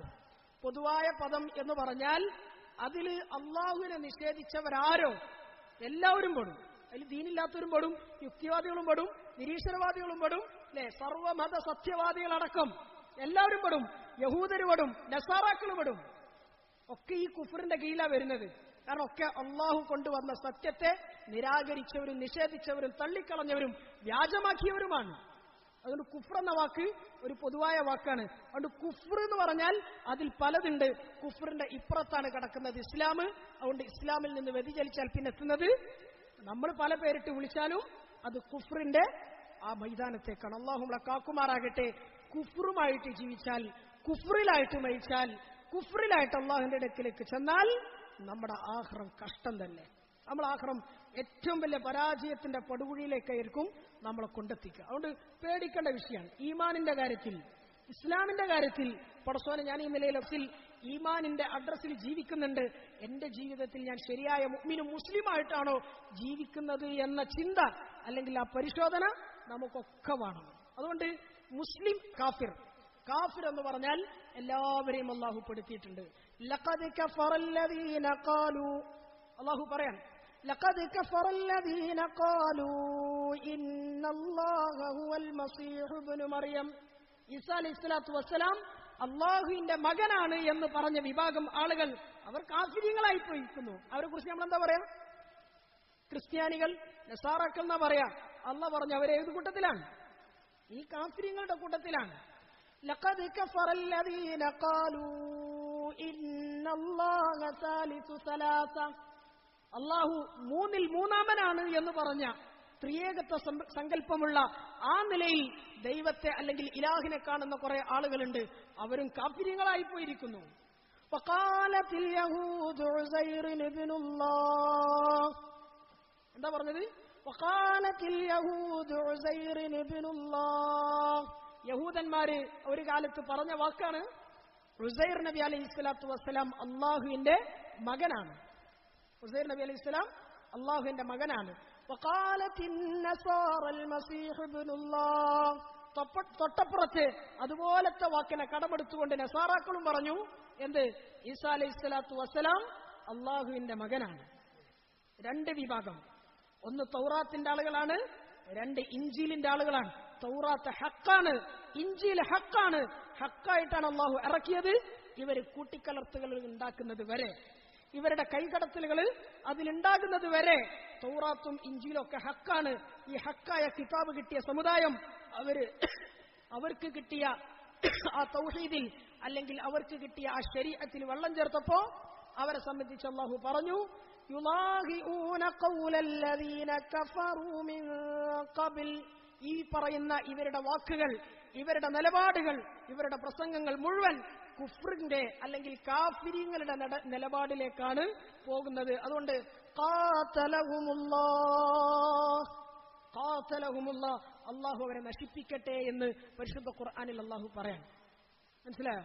അപ്പൊ കുഫ്ർ എന്നതൊരു വിശാലമായ പദാണ്. ആരിൽപ്പെട്ടാലും ഏത് വിഭാഗത്തിൽപ്പെട്ടാലും നമ്മളൊക്കെ കാക്കുമാറാകണം. ഒരു പക്ഷേ 5 വക്ത് നിസ്കരിക്കുന്ന നമ്മുടെ മുസ്ലിം പേരുള്ള ആളുകളുടെ കൂട്ടത്തിൽ പോലും നിരീശ്വരവാദ ചിന്തയും യുക്തിവാദം പറച്ചിലൊക്കെ ആയി ജീവിക്കുന്ന കുറെ ആളുകളുണ്ട്. അള്ളാഹു കാക്കുമാറാകട്ടെ. ഇസ്ലാമിന്റെ പേരിൽ ജീവിച്ച് കുഫ്റിന്റെ ആശയത്തിൽ ജീവിച്ച് അള്ളാഹുവിന്റെ മുമ്പിലേക്ക് പോകുമ്പോൾ ഏതവസ്ഥയിലായിരിക്കും നമ്മുടെ കാര്യത്തിൽ തീരുമാനം എടുക്കുക എന്നുള്ളത് അള്ളാഹു ആലം. അള്ളാഹു നമ്മളൊക്കെ കാക്കുമാറാകട്ടെ. അതുകൊണ്ട് ഇസ്ലാം ഇസ്ലാം തന്നെയാണ്, ഈമാൻ ഈമാൻ തന്നെയാണ്, തൗഹീദ് തൗഹീദ് തന്നെ. അത് ഒന്നേ ഉള്ളൂ, രണ്ടില്ല, ഒന്നരയില്ല. അതുകൊണ്ട് ഒന്നാണത്. അതാ ഒന്നിൽ തന്നെ നിൽക്കുമ്പോഴേ നമ്മുടെ ഈമാൻ ശരിയാകുള്ളൂ, നമ്മുടെ ദീൻ ശരിയാകുള്ളൂ. അല്ലാഹു പറഞ്ഞു, വമാ യസ്തവിൽ അഅ്മാ വൽ ബസീർ. സൂറത്ത് ഫാത്തിറിൽ കാണാം, വമാ യസ്തവിൽ അഅ്മാ വൽ ബസീർ വലദ്ദുലുമാതു വലന്നൂർ വലദ്ദില്ലു വലൽ ഹറൂർ വമാ യസ്തവിൽ അഹ്യാഉ വലൽ അംവാത്. അല്ലാഹു പറയാൻ, കണ്ണ് കാണുന്നവനും കണ്ണ് കാണാത്തവനും ഒരിക്കലും സമമാകൂലല്ലോ. കണ്ണുള്ളവനും കണ്ണില്ലാത്തവനും സമമാകുമോ? കാഴ്ചയുള്ളവനും കാഴ്ചയില്ലാത്തവനും ഒരുപോലെ ആകുമോ? ഇല്ല. വലദ്ദുലുമാതു വലന്നൂർ. ഇരുട്ടും പ്രകാശവും ഒരിക്കലും ഒന്നാകൂലല്ലോ, ഒരുപോലെ ആകുമോ? ഇല്ല. വലദ്ദില്ലു വലൽ ഹറൂർ. വെയിലും തണലും ഒരിക്കലും ഒന്നാകൂലല്ലോ, ഒരുപോലെയാകൂലല്ലോ. വമാ യസ്തവിൽ അഹ്യാഉ വലൽ അംവാത്. ജീവിച്ചിരിക്കുന്നവനും മരിച്ചവനും ഒരുപോലെയാകുമോ? അല്ലാഹു ചോദിക്കുന്ന ചില പ്രസക്തമായ ചോദ്യങ്ങളാണ്. കണ്ണ് കാണുന്നവനും കാണാത്തവനും ഒരുമിച്ചാകൂല, അല്ലെങ്കിൽ ഒരുപോലെയാകൂല എന്നത് നിങ്ങൾക്ക് പറഞ്ഞാൽ മനസ്സിലാകുന്ന ഒരു ഉദാഹരണവും യാഥാർത്ഥ്യവുമാണെങ്കിൽ കുഫ്റും ഈമാനും അങ്ങനെ തന്നെയാണ്, ഒരിക്കലും സമമാവുകയില്ല. കുഫ്ർ എന്ന് പറയുന്നത് കാഴ്ചയില്ലാത്തതാണ്, അന്ധകാരമാണ്, വെയിലാണ്, മരിച്ച അവസ്ഥയിലാണ്. ഈമാൻ എന്ന് പറയുന്നത് കാഴ്ചയുള്ളതും തണൽ നൽകുന്നതും വെളിച്ചം നൽകുന്നതും ജീവനുള്ളതുമാണ്. അതുകൊണ്ട് ഈമാനിന്റെ അഖിലുകാരായി ജീവിക്കാനാണ് അള്ളാഹുവിന്റെ കൽപ്പന നമ്മളോട്. കാഫിരീങ്ങൾ അവരാരായാലും അവർ ദുനിയാവിൽ എന്തൊക്കെ ചെയ്ത് കെട്ടിമറിഞ്ഞാലും ശരി, ഈമാനിന്റെ പിന്മലല്ലെങ്കിൽ അവരുടെ അമലുകൾ അള്ളാഹിന്റെ മുമ്പിൽ സ്വീകരിക്കപ്പെടുകയേയില്ല. അള്ളാഹുവിന്റെ മുമ്പിൽ സ്വീകരിക്കപ്പെടുകയേയില്ല. കാഫിരീങ്ങളുടെ അമലുകളെപ്പറ്റി, അവർ ചെയ്യുന്ന അമലുകളുടെ ഉദാഹരണത്തെ പറ്റി പരിശുദ്ധ ഖുർആനിൽ അള്ളാഹു പറയുന്നുണ്ട്. മസലുല്ലദീന കഫറൂ ബിറബ്ബിഹിം അഅമാലുഹും കറമാദിൻ ഇഷ്തദ്ദത് ബിഹിർ. തങ്ങളുടെ റബ്ബിനെ അവിശ്വസിച്ച കാഫിരീങ്ങളായ ആളുകൾ അവർ ചെയ്തു കൂട്ടുന്ന അമലുകൾ, അതിൽ തിന്മകളുണ്ടാവാം, നന്മകളുണ്ടാവാം. നമ്മളിങ്ങനെ പൊക്കിപ്പറയുന്ന കുറെ സ്തുത്യർഹമായ സേവനങ്ങളും കുറെ ഖിദ്മത്തുകളും കുറെ കാര്യങ്ങളും ഉണ്ടാവാം. പക്ഷേ ഈമാൻ എന്ന അടിത്തറ ശരിയാക്കാത്തത് കൊണ്ട് മസലുല്ലദീന കഫറൂ ബിറബ്ബിഹിം, തങ്ങളുടെ റബ്ബിനെ അവിശ്വസിച്ച കുഫ്റിലായി ജീവിച്ച ആളുകളുടെ അമലുകൾ അഅമാലുഹും കറമാദിൻ. റമാദ് എന്ന് പറഞ്ഞാൽ ചാരം പോലെയാണ്. വെണ്ണീറുണ്ടല്ലേ, വെണ്ണീർ ചാരം പോലെയാണ്. എന്താ ചാരത്തിന്റെ പ്രത്യേകത? വെണ്ണീറിന്റെ പ്രത്യേകത അത് അടുപ്പിൽ നിന്ന് അങ്ങ് എടുത്ത് പുറത്തിട്ടാൽ ഒരു ചെറിയ കാറ്റടിച്ചാൽ മതി, ഒരു ചെറിയ കാറ്റടിച്ചാൽ മതി, പിന്നെ അതിന് നിലനിൽപ്പില്ല, എല്ലാം ധൂളികളെ പോലെ പാറിപ്പറന്നു പോകുന്നതായി കാണാൻ കഴിയും. ഒരു കാറ്റങ്ങ് ശക്തമായി അടിച്ചു വീശിയാൽ പിന്നെ ആ ചാരത്തിനൊരു അടിത്തറയില്ല എന്നതുപോലെയാണ് കാഫിരീങ്ങളുടെ അമൽ. ലാ യഖ്ദിറൂന മിമ്മാ കസബൂ അലാ ഷൈ, അവരെന്ത് ചെയ്താലും അവർക്കതിന്റെ ഉപകാരം കിട്ടാൻ പോകുന്നില്ല. എന്തുകൊണ്ട്? ദാലിക ഹുവദ്ദലാലുൽ ബഈദ്. കുഫ്ർ എന്ന് പറയുന്നത് ഏറ്റവും വിദൂരമായ അങ്ങേയറ്റത്തെ വഴികേടാണ് എന്ന് പറഞ്ഞാൽ അള്ളാഹുവിന്റെ കാരുണ്യത്തിലേക്ക് തിരിച്ചു വരാൻ കുറച്ച് പ്രയാസപ്പെടും. അള്ളാഹ് നമ്മളൊക്കെ കാക്കുമാറാകട്ടെ. കുഫ്ർ എന്ന് പറഞ്ഞാൽ പച്ചയായ കുഫ്റിലും വ്യക്തമായ കുഫ്റിലും അത് പറഞ്ഞും പ്രസംഗിച്ചും നടക്കുന്ന ആളുകളിലേക്ക് മാത്രം വേണ്ട, നോക്കിയിട്ട് വിലയിരുത്തണ്ട. ഈ ഇരിക്കുന്ന നമ്മളിലേക്ക് തന്നെ നോക്കാനുണ്ട്. എമ്പാടും ഈ ഇരിക്കുന്ന നമ്മളിലേക്ക് തന്നെ നോക്കാനുണ്ട്. കാരണം കാലം അങ്ങനെയാണ്. റസൂലുള്ളാഹി സ്വല്ലല്ലാഹി അലൈഹി വസല്ലം തങ്ങൾ പറഞ്ഞല്ലോ, ഒരു കാലം വരും യുസ്ബിഹു മുഅ്മിനൻ വയുംസി കാഫിറ. രാവിലെ മുഅ്മിനായിട്ടുണ്ടാവും, പക്ഷെ വൈകുന്നേരമായപ്പോഴേക്ക് അവൻ കുഫ്റിന്റെ അവസ്ഥയിലായിരിക്കും. വൈകുന്നേരം അവൻ മുഅ്മിനായിരിക്കും, രാവിലെ ആകുമ്പോഴേക്ക് അവൻ കാഫിറായി മാറിയിട്ടുണ്ടാവും. അള്ളാഹു കാക്കുമാറാടാ. ആരെ കുറിച്ചാ പറയണേ? ഈ ഇരിക്കുന്ന നമ്മളെ കുറിച്ചിട്ടാ. മുഅ്മിനീങ്ങളെ പറ്റിയിട്ടല്ലെങ്കിൽ പിന്നെ അങ്ങനെ പറയേണ്ട ആവശ്യമുണ്ടോ? കുഫ്റിൽ ജീവിക്കുന്ന ഒരാളെ പറ്റി അങ്ങനെ പറയണോ? ഈ ഇരിക്കുന്ന നമ്മളെ സംബന്ധിച്ചിട്ടാ പറയുന്നത്. നമ്മളെ അമലുകൾ, നമ്മുടെ ചിന്തകൾ, നമ്മുടെ പഠനങ്ങൾ, നമ്മുടെ ചർച്ചകൾ, വാക്കുകൾ, പ്രവർത്തികൾ, ഇതൊക്കെ ഒരു പക്ഷേ നമ്മളറിയാതെ കുഫ്റിലേക്ക് കൊണ്ടുപോയി തള്ളും. നമ്മൾ വലിയ പ്രതീക്ഷയോടുകൂടി ചെയ്യുന്ന കുറെ അമലുകളൊക്കെ ഉണ്ട്, അതൊക്കെ ഇതോടുകൂടി പാഴാവും. അള്ളാഹു നമ്മളൊക്കെ കാക്കുമാറാട്ടെ. ഈമാനിൽ ഇസ്തിഖാമത്ത് കിട്ടാൻ വേണ്ടി ദുആ ചെയ്യണമെന്ന് ഉലമാക്കൾ പറയുന്നതിന്റെ പ്രാധാന്യം അതുകൊണ്ടാണ്. വീണ്ടും അള്ളാഹു പറഞ്ഞു, വല്ലദീന കഫറൂ അഅമാലുഹും കസറാബിൻ ബിഖീഅത്തിൻ യഹ്സബുഹു ളംആനു മാഅ. വല്ലദീന കഫറൂ അഅമാലുഹും, കാഫിരീങ്ങളായ ആളുകൾ അവരുടെ അമലുകളുടെ, അവർ ചെയ്യുന്ന പ്രവൃത്തികളുടെ ഉദാഹരണം, ഉപമ കസറാബിൻ. സറാബ് എന്ന് പറഞ്ഞാൽ എന്താണ്? മരീചിക പോലെയാണ്. മരീചിക എന്ന് പറഞ്ഞാൽ മനസ്സിലായോ? മരുഭൂമിയിൽ കൂടിയൊക്കെ യാത്ര ചെയ്യുന്നവർക്ക് അനുഭവപ്പെടുന്ന ഒരു തരം അവസ്ഥ. ദീർഘമായി ഇങ്ങനെ യാത്ര ചെയ്യുന്ന ഒരാള്, മരുഭൂമി ഇങ്ങനെ വിശാലമായി പരന്നു കിടക്കാണല്ലോ, ഇപ്പുറത്ത് നിന്ന് അപ്പുറത്തേക്ക് നോക്കിയാൽ വെള്ളം ഇങ്ങനെ തളം കെട്ടി നിൽക്കുന്നതായി തോന്നും. അത് മരുഭൂമി തന്നെ പോകണ്ട, നമ്മുടെ നാട്ടിൽ ഏതെങ്കിലും ഒരു റോഡ് ഇങ്ങനെ അത്യാവശ്യം സ്ട്രെയിറ്റ് ആയി നിൽക്കുന്നത് കണ്ടാൽ ഇങ്ങേ തറക്കുന്നത് അങ്ങേ തലക്ക് നോക്കിയാൽ അങ്ങനെ കണ്ട അനുഭവം ഉണ്ട്. അതുകൊണ്ട് പറയാട്ടോ, ഇവിടെ നിന്ന് അങ്ങോട്ട് നോക്കിയാൽ അവിടെ ഇങ്ങനെ വെള്ളം നിൽക്കുന്നത് ഇങ്ങനെ പോലെ തോന്നും. കസറാബിൻ, അതുപോലെയാണ് അവരുടെ അമലുകൾ. ദാഹിച്ചു വലഞ്ഞൊരു മനുഷ്യൻ ദാഹത്തിന്റെ കാഠിന്യം കൊണ്ട് വെള്ളം കിട്ടുമോ എന്ന് അന്വേഷിച്ച് നടക്കുമ്പോ അങ്ങകലെ മരീചിക പോലെ വെള്ളം തളം കെട്ടി നിൽക്കുന്നതായി അവന് തോന്നുമ്പോ അവന് ധൃതി പിടിച്ചോടുകയാണ്. അവൻ അങ്ങോട്ട് എത്തുമ്പോഴേക്ക് അവിടെ നിന്ന് കണ്ട വെള്ളം പിന്നെ അവിടെ ഇല്ലാത്ത അവസ്ഥ. പിന്നെ അവിടെ നിന്ന് നോക്കിയ കുറച്ചപ്പുറത്ത് പിന്നെ അവിടെ കാണും വെള്ളം, വീണ്ടും അങ്ങോട്ട് ഓടുകയാണ്. അവിടെ എത്തുമ്പോൾ അവിടെയും വെള്ളമല്ല, പിന്നെ അതിനപ്പുറത്ത് കാണാൻ എന്ന് പറഞ്ഞാൽ എത്തിപ്പിടിക്കാൻ പറ്റാത്ത ലക്ഷ്യത്തിലേക്കുള്ള പോക്കിന്റെ പേരാണ് കുഫ്ർ. ഒരിക്കലും ഒരു ലക്ഷ്യത്തിലേക്കും കുഫ്ർ എത്തൂല. അല്ലാഹു നമ്മളൊക്കെ കാക്കുമാറാകട്ടെ. ഹത്താ ഇദാ ജാഅഹു ലം യജിദുഹു ഷൈഅ. അല്ലാഹു പറഞ്ഞു വവജദല്ലാഹ ഇൻദഹു ഫവഫാഹു ഹിസാബ. എല്ലാത്തിന്റെയും ഓട്ടങ്ങൾക്ക് ശേഷം എന്ന് പറഞ്ഞാൽ വെള്ളം തേടിയുള്ള അവന്റെ അലച്ചിലുകൾക്ക് ശേഷം ഒന്നും കിട്ടൂല എന്ന് തോന്നി തുടങ്ങുന്നിടത്ത് മനുഷ്യന്റെ ഹൃദയത്തിന്റെ ഉള്ളിൽ നിന്ന് ഒരു ഉൾവിളി വരും. അവൻ ആരായാലും പറയും. അല്ല ഇല്ലാന്ന് അത്രയും കാലം പ്രസംഗിച്ചവനായാലും ജീവിതം വഴിമുട്ടുമ്പോ ഒരു വഴിയും ഇനി മുന്നിലില്ല, ഇനി രക്ഷപ്പെടാൻ ഒരു പഴുതുമില്ല എന്ന് കാണുമ്പോ അവസാനം അവന്റെ ഹൃദയത്തിന്റെ ഉള്ളിൽ നിന്ന് വരുന്ന ഒരു വിളിയുടെ പേരാണ് അല്ലാഹ്. എല്ലാം കഴിഞ്ഞ് അവസാനം മുട്ടുമ്പോ പ്രയാസപ്പെടുമ്പോ അല്ലാ എന്ന ഓർമ്മ വരും. ഫവഫാഹു ഹിസാബ. പക്ഷെ അപ്പോഴേക്ക് അവന്റെ ഹിസാബിന്റെ സമയമൊക്കെ ആയിട്ടുണ്ടാവും. ആ സമയത്ത് വിളിച്ചിട്ട് കാര്യമുണ്ടാവും. മരണത്തിന്റെ സമയത്ത് ജീവിതം തീരുന്ന നേരത്ത് അള്ളാഹുവിനെ കുറിച്ച് ബോധമുണ്ടായി അള്ളാഹുവിനെ വിളിച്ചാൽ ആ വിളി പ്രയോജനം ചെയ്യൂലെന്ന് ഫിർഔനിന്റെ ജീവിതത്തിലൂടെ അള്ളാഹു നമുക്ക് പഠിപ്പിച്ചതിന്റെ അനുഭവങ്ങൾ നമ്മൾ മുമ്പ് പറഞ്ഞിട്ടുണ്ട് അല്ലേ. ഫിർഔൻ വെള്ളത്തിൽ മുങ്ങിച്ചാകുന്ന നേരത്താണ് അള്ളാഹിനെ വിളിച്ചത് അല്ലേ. അള്ളാഹിനെ വിളിച്ചിട്ടും പറഞ്ഞു ലാ ഇലാഹ ഇല്ലല്ലദീ എന്നാ പറഞ്ഞു. എന്ന് പറഞ്ഞാൽ ചെങ്കടലിന്റെ ഓളപ്പരപ്പിലേക്ക് അവൻ ആഴ്ന്നിറങ്ങുമ്പോ മുങ്ങിച്ചാകുന്ന നേരത്ത് രക്ഷപ്പെടാൻ വേണ്ടി മറുകരയിൽ ഇങ്ങോട്ട് നോക്കി നിൽക്കുന്ന മൂസ അലൈഹി സ്വലാത്തു വസ്സലാമിനെ നോക്കി ബനു ഇസ്രായേലരായ സാധുക്കളെ നോക്കിയിട്ട് ഫിർഔൻ പറഞ്ഞ ചില വാക്കുകളുണ്ട്. മൂസ, നിന്റെ റബ്ബിനോട് എന്നെ രക്ഷപ്പെടുത്താൻ പറ. നീ ഇത്രയും കാലം വിളിച്ച ഏകനായ ആരാധ്യനായ മറ്റാരും കൂട്ടിനില്ലാത്ത അള്ളാഹുവിനെ അംഗീകരിക്കാനും അനുസരിക്കാനും മുസ്ലിമീങ്ങളായ നിങ്ങളുടെ കൂട്ടത്തിൽ പെടാനും ഞാനിപ്പോ ആഗ്രഹിക്കുന്നു മൂസ, ഞാനിപ്പോ ആലോചിക്കുന്നു മൂസ, ഞാൻ തീരുമാനം പറയാണ്, നിന്റെ റബ്ബിനോട് എന്നെ ഒന്ന് രക്ഷപ്പെടുത്താൻ പറ. എല്ലാം തീരുന്ന നേരത്താണ് അള്ളാഹ് ആരായിരുന്നു എന്ന ബോധം ഇതെല്ലാവർക്കും വരും. ഏത് നിരീശ്വരവാദിയായാലും ഏത് യുക്തിവാദിയായാലും മരണത്തിന്റെ ഭയാനകരമായ അവസ്ഥ, അതിന്റെ ആ ഭീകരമായ ഹാലാത്തുകള് അള്ളാഹു നമുക്ക് കാണിച്ചു തരാത്തതുകൊണ്ടാണ്. അല്ലെങ്കിൽ ഓരോ മരണവും നമ്മളെ ആഖിറത്തിലേക്ക് എത്തിക്കും. ഓരോ മരണത്തിലും അള്ളാഹുവിനെ നമ്മൾ മനസ്സിലാക്കും. അതുകൊണ്ട് അള്ളാഹുവിനെ നിഷേധിച്ചു കഴിയുന്ന ആളുകൾ, അള്ളാഹുവിന്റെ കാര്യത്തിൽ സംശയമുള്ള ആളുകൾ മരിക്കുന്ന സമയത്ത് അവർക്ക് ഉറപ്പുവരുന്ന ഒരു ഘട്ടം വരാനുണ്ട്. ഫിർഔനിന് വന്നിട്ടുണ്ടെങ്കിൽ പിന്നെന്താ ഇത്തിരിക്കണ്ണികളായ നമുക്ക് വരൂലേ?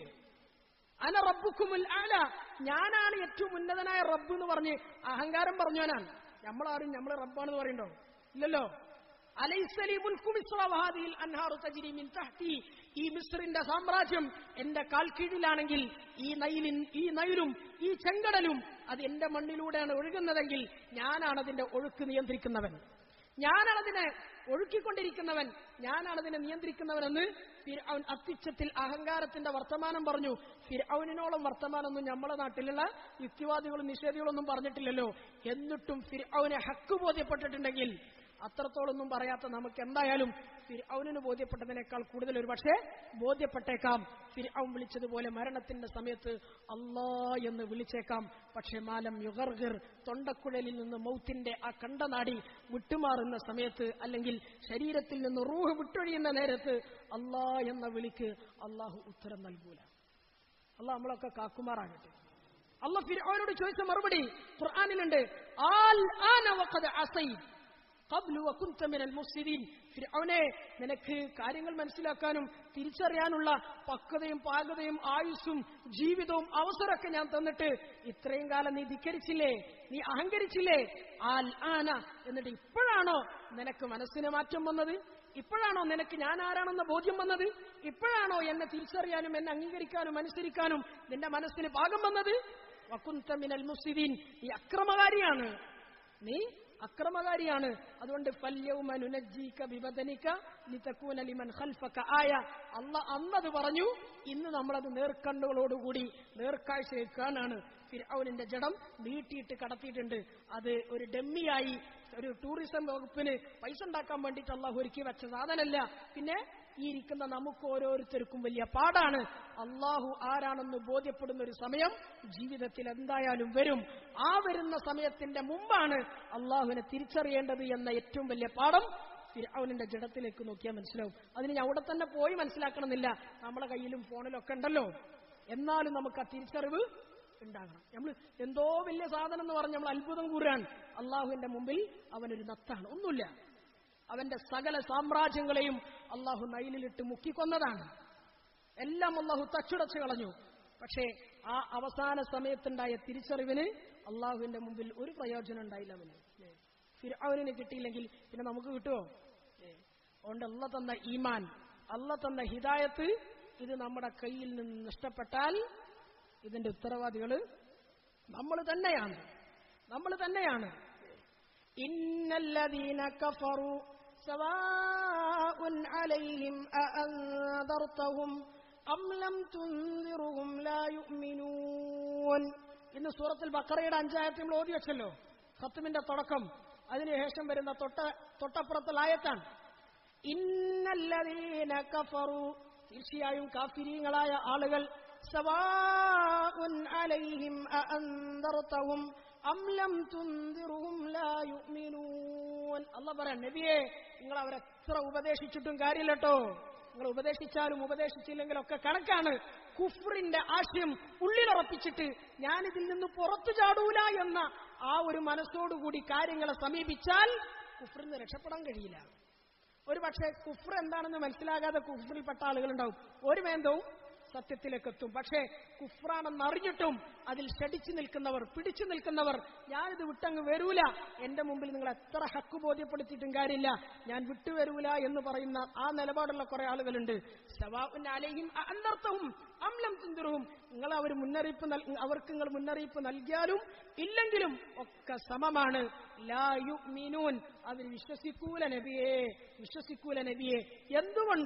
എന്തുകൊണ്ട് ഖതമല്ലാഹു അലാ ഖുലൂബിഹിം വഅലാ സംഇഹിം വഅലാ അബ്സാരിഹിം ഗിശാവ വലഹും അദാബുൻ അദീം. എന്താ അവർക്ക് സത്യം മനസ്സിലാക്കാൻ കഴിയാത്തത്? അവരുടെ ഈ ഷടിച്ച ദുഷിപ്പുള്ള മനസ്സിന്റെ കട്ടി കാരണം, അതിന്റെ കറുപ്പ് കാരണം, അതിന്റെ കാഠിന്യം കാരണം ഖതമല്ലാഹു അലാ ഖുലൂബിഹിം, അവരുടെ ഹൃദയങ്ങൾക്ക് അല്ലാഹു സീല് വെച്ചു. വഅലാ സംഇഹിം വഅലാ അബ്സാരിഹിം, അവരുടെ കാഴ്ചകൾക്ക് അല്ലാഹു മൂടിയിട്ടു, അവരുടെ കാതുകൾക്ക് അല്ലാഹു അടപ്പിട്ടു. ഇനി അവർ ഒന്നും കാണൂല, അല്ലെങ്കിൽ ഒന്നും കേൾക്കൂല. അവർക്ക് ചിന്തിക്കേണ്ടതൊന്നും ചിന്തിക്കാനുള്ള പക്വത ഇനി ഉണ്ടാവൂല. വലഹും അദാബുൻ അദീം, അവർക്ക് വേണ്ടി കാത്തിരിക്കുന്നത് വേദനാജനകമായ ഭയാനകരമായ ശിക്ഷയാണ് എന്ന് അല്ലാഹു പറയാം. വലഖദ് ദറഅനാ ലിജഹന്നമ കസീറൻ മിനൽ ജിന്നി വൽ ഇൻസ്. അല്ലാഹു പറയാൻ, മനുഷ്യരിൽ നിന്ന് കുറെ ആളുകളുണ്ട്, ജിന്നുകളിൽ നിന്നും കുറെ ആളുകളുണ്ട്. അവരുടെ ജീവിതവും പോക്കും അവരുടെ ജീവിതത്തിന്റെ അമലുകളൊക്കെ അവരെ കൊണ്ടെത്തിക്കുന്ന എവിടേക്കാണ്? നരകത്തിലേക്കാണ്. നരകത്തിന്റെ സൃഷ്ടിപ്പുകളും നരകത്തിന്റെ വിറുകൊള്ളികളുമാണവർ. എന്താണ് അവരുടെ പ്രത്യേകത? ലഹും ഖുലൂബുൻ ലാ യഫ്ഖഹൂന ബിഹാ, അവർക്ക് അല്ലാഹു ഹൃദയങ്ങളെ കൊടുത്തിട്ടുണ്ട്. പക്ഷേ ഹൃദയങ്ങൾ കൊണ്ട് ചിന്തിക്കാൻ പറഞ്ഞതൊന്നും ചിന്തിക്കാത്ത ആളുകൾ, ചിന്തിക്കേണ്ട വഴിക്ക് ചിന്തയെ കൊണ്ടുപോകാത്ത ആളുകൾ, ചിന്തിക്കരുതെന്ന് പറഞ്ഞിട്ടുള്ള കാര്യങ്ങളിലേക്ക് മാത്രം ഇങ്ങനെ ആലോചനയുമായി ചിന്തയുമായി ഇങ്ങനെ ഒരു നിയന്ത്രണമില്ലാതെ സഞ്ചരിക്കുന്ന കുറെ ആളുകളുണ്ട്. ചിന്തകൾക്കൊക്കെ നമ്മൾ വിരാമിടണം. ഇന്ന് ചിന്തകൾക്കാണ് കൂടുതൽ പ്രസക്തി, അല്ലേ? അതുകൊണ്ടാണല്ലോ ചിന്തകന്മാര്, യുക്തിവാദികൾ, അല്ലേ? ഒരു യുക്തി ഇല്ലാത്ത വാദമാണ് യുക്തിവാദി എന്ന് പറയുന്നത്. മനസ്സിലായോ? അല്പം യുക്തി ഉണ്ടെങ്കിൽ ഈ പറഞ്ഞ വാക്കൊന്നും പറയില്ല. ഞാന് തുറന്നു പറയാണ്, യുക്തിവാദികളായി നമ്മുടെ നാട്ടിൽ പലപ്പോഴും പലരിൽ നിന്നൊക്കെ നമ്മൾ കേട്ട് ശീലിക്കുന്ന ആള്, കൂട്ടത്തിൽ പ്രധാനപ്പെട്ട ഒരാൾ മരിച്ചപ്പോൾ അതിന്റെ അനുസ്മരണ സമ്മേളനത്തിൽ പറഞ്ഞൊരു വാക്ക് നിങ്ങൾ ശ്രദ്ധിച്ചിട്ടുണ്ടോന്നറിയില്ല. കൂട്ടത്തിൽ മരിച്ച യുക്തിവാദവും നിരീശ്വരവാദവും ഒക്കെയാണ് അവരുടെ ജീവിതത്തിന്റെ മുഖമുദ്ര എന്നുള്ളത് പലപ്പോഴും അവർ തെളിയിച്ച ആളുകളാണ്. അവരിൽ നിന്നൊരാൾ മരിച്ചപ്പോ ആ മരിച്ച ആളുകളുടെ ഓർമ്മയ്ക്ക് വേണ്ടി ഒരു അനുസ്മരണ സമ്മേളനം നടത്തിയപ്പോ മൈക്കിന്റെ മുമ്പിൽ നിന്നിട്ട് വാക്കുകൾ ഇടറിപ്പോ പറഞ്ഞ വാക്കുണ്ട്, ചില കാര്യങ്ങൾ അത് നമ്മൾ ശ്രദ്ധിച്ചോന്നറിയില്ല. അത് പറയാണ്, മരണം ഇത് നമുക്ക് താങ്ങാവുന്നതിലും അപ്പുറമാണ്. എന്നിട്ട് അങ്ങനെ അതിനെ വിശദീകരിച്ചുകൊണ്ട് അവസാനം പറഞ്ഞ് ചില കാര്യങ്ങളൊന്നും നമ്മുടെ കയ്യിലല്ലല്ലോ എന്ന് പറഞ്ഞു. എന്താ പറഞ്ഞേ? ചില കാര്യങ്ങളൊന്നും നമ്മളെ ഇതുവരെ ബുദ്ധി കൊണ്ടെല്ലാം ഒതുക്കിയ ആൾക്കാരാണ്. ബുദ്ധി കൊണ്ടും ചിന്ത കൊണ്ടും എല്ലാം ഒതുക്കി എന്ന് ആ നിലയിൽ വിശ്വസിക്കുകയും ആ നിലയിൽ പറഞ്ഞു പറക്കുകയും ചെയ്ത ആളുകൾ അവസാനം ഒരു മരണം അതിനെ തടുക്കാൻ കഴിയാത്ത അവസ്ഥ വന്നപ്പോ അറിഞ്ഞാണോ അറിയാതെയാണോ പറഞ്ഞെന്നറിയില്ല, പക്ഷെ പറഞ്ഞ കാര്യം ശ്രദ്ധിക്കണം. ചില കാര്യങ്ങളൊന്നും നമ്മുടെ കയ്യിൽ നിൽക്കുന്നതല്ലല്ലോ എന്ന് പറഞ്ഞാൽ നമ്മുടെ കയ്യിൽ നിൽക്കാത്ത കുറെ കാര്യങ്ങൾ നിയന്ത്രിക്കുന്ന ഒരു ശക്തി ഇതിന്റെ അപ്പുറത്തുണ്ട് എന്ന് അയാൾ പറയാതെ പറഞ്ഞു. സമ്മതിക്കാതെ സമ്മതിച്ചു എന്ന് വേണം മനസ്സിലായി. നമ്മളെ കയ്യിലില്ലെങ്കിൽ പിന്നെ ആരുടെ കയ്യിലാണ്? ആരുടെ കയ്യിലാണ്? അതാ നിലയിൽ ആലോചിച്ചാൽ മതി. ഇത്രേ ഉള്ളൂ യുക്തിവാദം എന്നൊക്കെ പറയുന്നത്. ഒരു യുക്തി ഇല്ലാത്ത വാദത്തിന്റെ പേരാണ് യുക്തിവാദം. അത് നമ്മളെ ചെറുപ്പക്കാരെ നല്ലോണം കാർന്ന് തിന്നുണ്ട്. അതുകൊണ്ട് ആ വിഷയം ഗൗരവമാണ്. ആ വിഷയം വലിയ ഗൗരവമാണ്. ഇതിന്റെ വിത്താണ് നമ്മുടെ നാട്ടിലെ മയക്കുമരുന്നുകളും ഇങ്ങനത്തെ പല പ്രശ്നങ്ങളും കേസുകളൊക്കെ. അള്ളി ആഹ്റുമില്ല, ദീനില്ല, ബോധമില്ല. പിന്നെ ഓനെന്തും ചെയ്തൂടെ? ഓനെ എങ്ങനെ ജീവിച്ചൂടെ? എന്തും ഉപയോഗിച്ചൂടെ? അള്ളാഹിനെ കുറിച്ച് ബോധം ഉണ്ടാവണം, ദീനിനെ കുറിച്ച് ബോധം ഉണ്ടാകണം, ആഖിറത്തെ കുറിച്ച് പേടിയുണ്ടാകും. എങ്കിൽ അവന്റെ ജീവിതത്തിൽ ഹറാമുകൾ വരൂല. എങ്കിൽ ഇങ്ങനത്തെ പ്രശ്നങ്ങൾ നമ്മുടെ നാട്ടുകളിൽ നടക്കൂല. ലഹും ഖുലൂബുൻ ലാ യഫ്ഖഹൂന ബിഹാ, അവർക്ക് ഹൃദയങ്ങളുണ്ട് പക്ഷെ ചിന്തിക്കാൻ പാടില്ലാത്തതാണ് അവർ ചിന്തിച്ചത്. വലഹും അഅ്യുനുൻ ലാ യുബ്സിറൂന ബിഹാ, അവർക്ക് കണ്ണും കാഴ്ചയൊക്കെ പടച്ചോൻ കൊടുത്തിട്ടുണ്ട് പക്ഷെ കാണാൻ പറഞ്ഞതല്ല ഇത്രയും കാലം അവർ കണ്ടത്. വലഹും ആദാനുൻ ലാ യസ്മഊന ബിഹാ, അവർക്ക് ചെവികളുണ്ട് പക്ഷെ കേൾക്കേണ്ടതൊന്നും ഇതുവരെ അവർ കേട്ടിട്ടില്ല. കേൾക്കാൻ പറഞ്ഞതൊന്നും ചെവി കൊടുത്ത് കേൾക്കാൻ അവർ മനസ്സ് കാണിച്ചിട്ടില്ല. എന്നിട്ട് അള്ളാഹു അവരെ കുറിച്ച് എന്താ പറഞ്ഞത്? അവർക്ക് നല്ലൊരു ഉപമ, ഒരു ഉദാഹരണം, ഒരു ചേർത്ത്, ഒരു ഓമനപ്പേരിട്ടു. ഉലായിക കൽ അൻആം, അവരാരാണ്? ഇങ്ങനെ ലക്കും ലഗാനും നിയന്ത്രണമില്ലാതെ നടക്കുന്ന നാൽക്കാലികളുണ്ടല്ലോ, കാലികൾ, അതന്നെ അവരുടെ ജീവിതം. എന്നിട്ട് അള്ളാഹ് പറയാൻ ബൽഹും മദൽ. എന്തിനാ നാൽക്കാലികളെ പറയണത്? അല്ലേ? എന്തിനാ ഇറ്റങ്ങളോട് ചേർത്ത് പറഞ്ഞ് ഇറ്റങ്ങളുടെ മഹത്വം കളയുന്നത്? മൃഗങ്ങൾക്ക് വകതിരിവല്ല കൊടുത്തുകണോ? വേർതിരിച്ച് കാര്യങ്ങൾ മനസ്സിലാക്കാനുള്ള ബുദ്ധി കൊടുത്തോ? കാഴ്ചയും കേൾവിയൊക്കെ കൊടുത്തുകണം. പക്ഷേ ചിന്തിച്ച് മനസ്സിലാക്കാനുള്ള പക്വത ആർക്കില്ല? ഈ പറഞ്ഞ നാൽക്കാലികൾക്കില്ല. പക്ഷെ ഈ പറഞ്ഞ സാധനം ആർക്കുണ്ട്? ഈ ഇരുകാലികൾക്കുണ്ട്. ആർക്കുണ്ട്? ഈ ഇരുകാലികൾക്കുണ്ട്. എന്നിട്ട് അള്ളാഹ് പറയാം ബൽഹും അലൽ, അല്ല ഇതിനേക്കാളൊക്കെ മോശാണ് അവർ. ഉലൈക ഹുമുൽ ഗാഫിലൂൻ, അവർ എത്ര വലിയ അശ്രദ്ധയിലാണ് ജീവിക്കുന്നത്. അള്ളാഹ് നമ്മളൊക്കെ കാക്കുമാറാകട്ടെ. നമ്മളെയും നമ്മുടെ കുടുംബത്തെയും നമ്മുടെ നാടിനെയും നാട്ടുകാരെയും എല്ലാവരെയും അള്ളാഹു കാക്കട്ടെ. സർവ്വവിധ ഫിത്നകളിൽ നിന്ന്, സർവ്വവിധ വലാലത്തുകളിൽ നിന്ന്, സർവ്വവിധ ഹറാമിയത്തുകളിൽ നിന്ന് അള്ളാഹു നമ്മളൊക്കെ കാക്കുമാറാകട്ടെ. ഈമാൻ ഏറ്റവും പ്രധാനപ്പെട്ട ഒരു ഏറ്റവും വലിയ ഘടകമാണ്. അതെങ്ങാനും കയ്യിൽ നിന്ന് നഷ്ടപ്പെട്ടാൽ പിന്നെ ദുനിയാവ് പോയിട്ടു, ആഖിറവും പോയി. ആരും നമ്മളെ കൈപിടിക്കാണ്ടാവില്ല, ആരും നമ്മളെ പിന്താങ്ങാണ്ടാവില്ല. ഇന്ന് ദുനിയാവിൽ കുറെ ആൾക്കാരുണ്ടാവും സിന്ദാബാദ് വിളിക്കാനും നമ്മളെ കൈപിടിക്കാനും നമ്മൾ പറയുന്ന ഓരോ പ്രസംഗത്തിനും വാക്കുകൾക്കും കൈയടിക്കാൻ ഇന്നാളുണ്ടാവും. പക്ഷേ ഈ ശബ്ദമിടറുന്ന ഒരു നേരം വരാനുണ്ട്, റൂഹ് പിരിയുന്ന സമയം. ഈ പറഞ്ഞ മൂടുതാങ്ങികൾ ആരും വരൂല. ഈ പറഞ്ഞ ആരും നമ്മളെ കൂട്ടത്തിലുണ്ടാവില്ല. ഒറ്റക്കാണ് മരിക്കേണ്ടത്, ഒറ്റക്കാണ് ബർസഖിൽ കിടക്കേണ്ടത്, ഒറ്റക്കാണ് അല്ലാഹുവിനെ കണ്ടുമുട്ടേണ്ടത്. ഒറ്റക്കേ ഉണ്ടാവൂ. ആരെങ്കിലും ഉണ്ടാകുന്നു നമ്മൾ ധരിച്ചാൽ അത് ഏറ്റവും വലിയ വിഡ്ഢിത്താണ്, അത് ധാരണയാണ്. അതുകൊണ്ട് ഒറ്റക്കാകുന്ന ലോകത്തേക്ക് ഏറ്റവും ആവശ്യം നമുക്ക് നമ്മുടെ ഈമാനും ആദർശവും ദീനും അള്ളാഹുവിന്റെ തൃപ്തിയാണ്. അതുകൊണ്ട് ദുനിയാവിന്റെ ആളുകൾക്ക് വേണ്ടി ദുനിയാവിന്റെ ഭൗതികമായ ലക്ഷ്യങ്ങളും സ്വപ്നങ്ങളും മുന്നിൽ കണ്ടിട്ട് ദീനിനെ വിട്ടെറിഞ്ഞു പോകുന്നവരുണ്ടെങ്കിൽ, അല്ലെങ്കിൽ വിട്ടെറിയാനുള്ള മനസ്സ് നമ്മുടെ ഉള്ളിലുണ്ടെങ്കിൽ, അത് ഇന്നത്തോടുകൂടി നിർത്തിയിട്ടില്ലെങ്കിൽ വലിയ അപകടത്തിലേക്കാണ് നമ്മൾ പോകുന്നത്. പ്രത്യേകിച്ച് ദീനില്ലായ്മ കൂടിക്കൊണ്ടേയിരിക്കുകയാണ്. അത് ഏറ്റവും വലിയ ഇസ്ലാമിന്റെ ഒരു ഫത്ഹിലേക്കാണ് പോകുന്നതെങ്കിലും അവനവന്റെ കാര്യം നോക്കിയാൽ വലിയ അപകടങ്ങളാണ് സംഭവിച്ചുകൊണ്ടിരിക്കുന്നത്. നബി തങ്ങൾ സല്ലല്ലാഹു അലൈഹി വസല്ലം പറഞ്ഞ ആ കാലം, രാവിലെ മുഅ്മിനാണെങ്കിൽ വൈകുന്നേരം അവൻ കുഫ്റിലാണ്, വൈകുന്നേരം ഈമാനിലാണെങ്കിൽ രാവിലെ ആകുമ്പോഴേക്ക് അവൻ കുഫ്റിലേക്ക് മാറുകയാണ്. ഹദീസിൽ കാണാൻ കഴിയും, തുച്ഛമായ ദുനിയാവിന്റെ ആഗ്രഹങ്ങളും ആശകളും സ്വപ്നങ്ങളും നേട്ടങ്ങളും കിട്ടാൻ വേണ്ടി ഓനോന്റെ ദീനിനെ വിറ്റുകളയും, ഓനോന്റെ ദീനിനെ വിറ്റുകളയും. ഇതിന്റെ ഭയാനകരമായ അവസ്ഥകൾ നമ്മുടെ നാട്ടിലൊക്കെ നമ്മൾ കണ്ടുകൊണ്ടിരിക്കുകയാണ്. അള്ളാഹു നമ്മളൊക്കെ കാക്കുമാറാകട്ടെ. അതുകൊണ്ട് സൂറത്തുൽ കാഫിറൂൻ എന്ന് പറയുന്നത് ഉലായിൽ കാഫിറൂൻ, അല്ലയോ കാഫിരീങ്ങളെ എന്ന് ഓതി വിട്ടിട്ട് ഓർക്ക് നേരെ പ്രസംഗിക്കാൻ മാത്രമല്ല, പിന്നെ അത് ആർക്ക് നേരെയാണ്? ഈ ഇരിക്കുന്ന നമ്മൾ ഓരോരുത്തർക്കും നേരെയാണ് ഈ സൂറത്തിന്റെ ഓരോ ആയത്തുകളും വിരൽ ചൂണ്ടുന്നത്. അതുകൊണ്ട് ഇത് ദുനിയാവിൽ അവർ അനുഭവിക്കുന്ന അവസ്ഥകളാണെങ്കിൽ കുഫറിന്റെ ആളുകൾ ഇനി നാളെ ആഖിറത്തിലേക്ക് എത്തുമ്പോൾ, അവർ മരിക്കുന്ന നേരത്ത് നാളെ പടച്ചവന്റെ മുമ്പിൽ എത്തിക്കുമ്പോൾ അവർ കുടുങ്ങുന്ന ആ ഭയാനകരമായ അവസ്ഥകളെ പറ്റി പരിശുദ്ധ ഖുർആനിൽ ഇനിയും ഒരുപാട് ആയത്തുകൾ ഏറ്റവും വിശാലമായ നിലയിൽ അള്ളാഹു നമുക്ക് പറഞ്ഞു മനസ്സിലാക്കി തരുന്നുണ്ട്. അതിനെ സംബന്ധിച്ചിട്ട് ഇൻഷാ അല്ലാഹ് നമുക്ക് അടുത്ത ആഴ്ച പറയാം. അള്ളാഹു സുബ്ഹാനഹു തആല കാര്യങ്ങൾ നല്ല നിലയിൽ മനസ്സിലാക്കാനും അള്ളാഹുവിനെ ശരിയായ നിലയിൽ തിരിച്ചറിയാനും ശരിയായ ഈമാനിലും ഇസ്ലാമിലും തൗഹീദിലും ഉറച്ചു നിൽക്കാനും നമുക്കൊക്കെ തൗഫീഖ് നൽകി അനുഗ്രഹിക്കുമാറാകട്ടെ. വആഖിറു ദഅവാന അനിൽ ഹംദുലില്ലാഹി റബ്ബിൽ ആലമീൻ.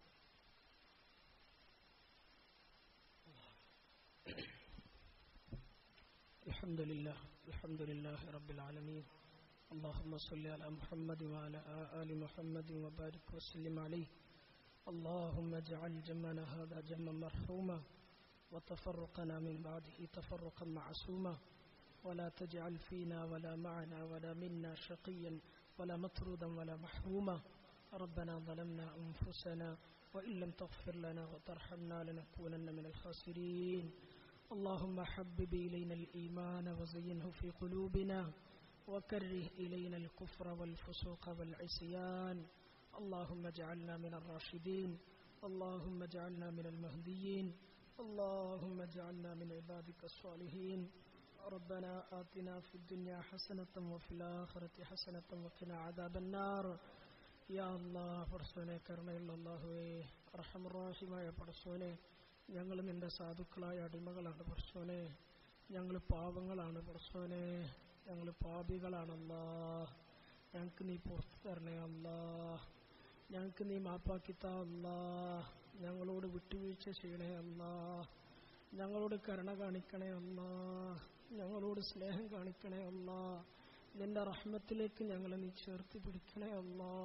നീ ഞങ്ങളെ ഒഴിവാക്കിയാൽ ഞങ്ങളെ സ്വീകരിക്കാൻ ഞങ്ങൾക്ക് വേറൊരു ഇലാഹില്ല പടച്ചോനെ. അല്ലാഹു ഞങ്ങളെ നീ ഖബൂലാക്കണേ പടച്ചോനെ. ഞങ്ങളെ നീ സ്വീകരിക്കണേ അല്ലാ. നിന്റെ റഹ്മത്തിനെ ഞങ്ങൾ ചോദിക്കുന്നു പടച്ചോനെ. അങ്ങനെയുള്ള അർഹതയും യോഗ്യതയൊന്നും ഞങ്ങൾക്കില്ല പടച്ചോനെ. പക്ഷെ നിന്റെ കരുണ അതിവിശാലമാണല്ലോ. ഞങ്ങൾക്ക് നിന്റെ കരുണ തന്ന് അനുഗ്രഹിക്കണേ അല്ലാ. ഞങ്ങളെ നീ അനുഗ്രഹിക്കണേ അല്ലാ. ഞങ്ങളുടെ ഈ ദീനിയായ സദസ്സിനെ നീ ഖബൂലാക്കണേ അല്ലാ. ഇവിടെ ഞങ്ങൾ പറഞ്ഞതും കേട്ടതൊക്കെ സ്വാലിഹായ മഖബൂലായ അമലായി ഞങ്ങളിൽ നിന്ന് സ്വീകരിക്കണേ പടച്ചോനെ. അല്ലാഹു ഇഖ്ലാസോടുകൂടി ഈ സദസ്സിനെ ഞങ്ങളിൽ നിന്ന് ഖബൂലാക്കണേ അല്ലാ. ഞങ്ങൾ പറഞ്ഞതിലും ഓതിയതിലും കേട്ടതിലൊക്കെ ഞങ്ങൾക്ക് പരിപൂർണമായ ഇഖ്ലാസ് നൽകണേ പടച്ചോനെ. ഇഖ്ലാസില്ലാത്തൊരു അമലും ഞങ്ങളിൽ നിന്ന് ഉണ്ടാക്കില്ലേ പടച്ചോനെ. ഇഖ്ലാസില്ലാത്ത അമലുകൾ ഉണ്ടായാൽ ഞങ്ങളുടെ ദുനിയാവും ആഖിറവും നഷ്ടപ്പെടും പടച്ചോനെ. ഞങ്ങൾക്ക് പരിപൂർണമായ ഇഖ്ലാസ് താ അല്ലാ. അല്ലാഹുവേ ഈ സദസ്സ് കാരണമായി ഞങ്ങൾക്ക് ഞങ്ങളുടെ ജീവിതത്തിൽ സംഭവിച്ച പിഴവുകൾ മാപ്പാക്കി തരണേ അല്ലാ. ഞങ്ങൾക്ക് നീ പുറത്തു തരണേ അല്ലാ. ഞങ്ങളുടെ മാതാപിതാക്കൾക്ക് പുറത്തു കൊടുക്കണേ പടച്ചോനെ. അവർ സാധുക്കളാണ് പടച്ചോനെ. അവർ പാവങ്ങളാണല്ലോ. അവർ സാധുക്കളാണല്ലോ. അവരിൽ പലരും രോഗങ്ങൾ കൊണ്ട് പ്രയാസപ്പെടുന്നുണ്ട് പടച്ചോനെ. ആജിലായ മുസ്തമിറായ ഷിഫ നൽകണേ അല്ലാ. ആജിലായ മുസ്തമിറായ ഷിഫ നൽകണേ അല്ലാ. നിന്റെ താഴത്തിലായിട്ടുള്ള ദീർഘായുസ്സും നിന്റെ താഴത്തിലായിട്ടുള്ള ആഫിയത്തോടു കൂടിയുള്ള നല്ല ജീവിതം അവർക്ക് കൊടുക്കണേ അല്ലാ. പടച്ചോനെ അവരിൽ നിന്ന് മരണപ്പെട്ടു പോയവർ ഒരുപാടുണ്ട് പടച്ചോനെ. അല്ലാഹു അവരുടെ ബർസഖിയായ ജീവിതം അവർക്ക് റാഹത്തിലാക്കി കൊടുക്കണേ അല്ലാ. അവർക്ക് നീ അവരുടെ ബർസഖിയായ ഒറ്റക്കുള്ള ജീവിതത്തിൽ ഏറ്റവും നല്ല കൂട്ടാകണേ പടച്ചോനെ. അവർക്ക് മഗ്ഫിറത്തും മർഹമത്തും കൊടുക്കണേ അല്ലാ. ഞങ്ങളുടെ ഭാര്യമാരെ, ഞങ്ങളുടെ മക്കളെ, ഞങ്ങളുടെ കുടുംബങ്ങളെ എല്ലാവരെയും നീ കബൂലാക്കണേ പടച്ചോനെ. ഞങ്ങളുടെ ഭാര്യമാരിൽ ഞങ്ങൾക്ക് സന്തോഷം കൊണ്ട പടച്ചോനെ. ഞങ്ങളുടെ കുടുംബജീവിതങ്ങളിൽ ഞങ്ങൾക്ക് റാഹത്ത് കൊണ്ടല്ലാ. ഞങ്ങളുടെ മക്കളിൽ ഞങ്ങൾക്ക് കൺകുളിർമ തരണേ പടച്ചോനെ. അല്ലാഹുവേ എല്ലാവിധ മലാലത്തിന്റെ വഴികളിൽ നിന്നും ഞങ്ങളെ മക്കളെ നീ കാക്കണേ അല്ലാ. പടച്ചോനെ ഒന്നും ഞങ്ങളുടെ കൈകളിലല്ലല്ലോ പടച്ചോനെ. ഞങ്ങൾക്ക് നിയന്ത്രിക്കാൻ കഴിയുന്ന അവസ്ഥയിലല്ലല്ലോ പടച്ചോനെ. എല്ലാം നിയന്ത്രിക്കുന്നവനും എല്ലാം തീരുമാനിക്കുന്നവനും നീയാണ് പടച്ചോനെ. അല്ലാഹു ഞങ്ങളുടെ മക്കളുടെ കാര്യത്തിൽ ഞങ്ങൾക്ക് സ്വസ്ഥതയും സമാധാനം തരണേ അല്ലാ. അവർക്ക് കിട്ടേണ്ട ഏറ്റവും നല്ല തർബിയത്തും തസ്കിയത്തും നീ തന്നെ കൊടുക്കണേ പടച്ചോനെ. അല്ലാഹു ഞങ്ങൾക്ക് ഞങ്ങളുടെ കുടുംബജീവിതങ്ങളിൽ ഭദ്രത തരണേ പടച്ചോനെ. അല്ലാഹു എല്ലാവിധ ഹറാമുകളിൽ നിന്നും എല്ലാവിധ ഫസാദുകളിൽ നിന്നും ഞങ്ങളെയും ഞങ്ങളുടെ കുടുംബത്തെ നീ രക്ഷപ്പെടുത്തണേ അല്ലാ. ഞങ്ങളുടെ സഹോദരി സഹോദരങ്ങളെ, ഞങ്ങളുടെ മറ്റു കുടുംബങ്ങളെ എല്ലാവരും നീ കാക്കണേ പടച്ചോനെ. എല്ലാവരും നീ കബൂലാക്കണേ അല്ലാ. എല്ലാവർക്കും ഈമാനും ഹിദായത്തും കൊണ്ട പടച്ചോനെ. അല്ലാഹുവേ എല്ലാവരിലും നീ ദീനെത്തിക്കണേ അല്ലാ. പടച്ചോനെ നിന്നെ പേടിച്ച് ആഖിറത്തെ പേടിച്ച് ജീവിക്കാൻ തൗഫീഖ് നൽകണേ അല്ലാ. അള്ളാഹുവേ ഞങ്ങളുടെ അയൽവാസികളെ, ഞങ്ങളുമായി ബന്ധപ്പെട്ട ഞങ്ങളുടെ കൂട്ടുകാരെ, സുഹൃത്തുക്കളെ, അള്ളാഹുവേ ഞങ്ങളുടെ നാട്ടുകാരെ എല്ലാവരും നീ കബൂലാക്കണേ പടച്ചോനെ. എല്ലാവർക്കും എല്ലാവിധ ഹൈറിന്റെ വാതിലുകളും നീ തുറന്നെടുക്കണേ പടച്ചോനെ. അള്ളാഹു ഈ നാടിനെ നീ കബൂലാക്കണേ അല്ലാ. ഈ പള്ളിയെ നീ കബൂലാക്കണേ പടച്ചോനെ. ഈ പള്ളിയുമായി ബന്ധപ്പെട്ടവരെ നീ കബൂലാക്കണേ അല്ലാ. അള്ളാഹുവേ നിന്റെ പരിശുദ്ധ ഖുർആനിന്റെ സദസ്സിൽ ഒരുമിച്ചുകൂടി ഈ സാധുക്കളായ ഞങ്ങളെല്ലാവരെയും നീ കബൂലാക്കണേ അല്ലാ. ആരെയും നീ പാഴാക്കല്ലേ പടച്ചോനെ.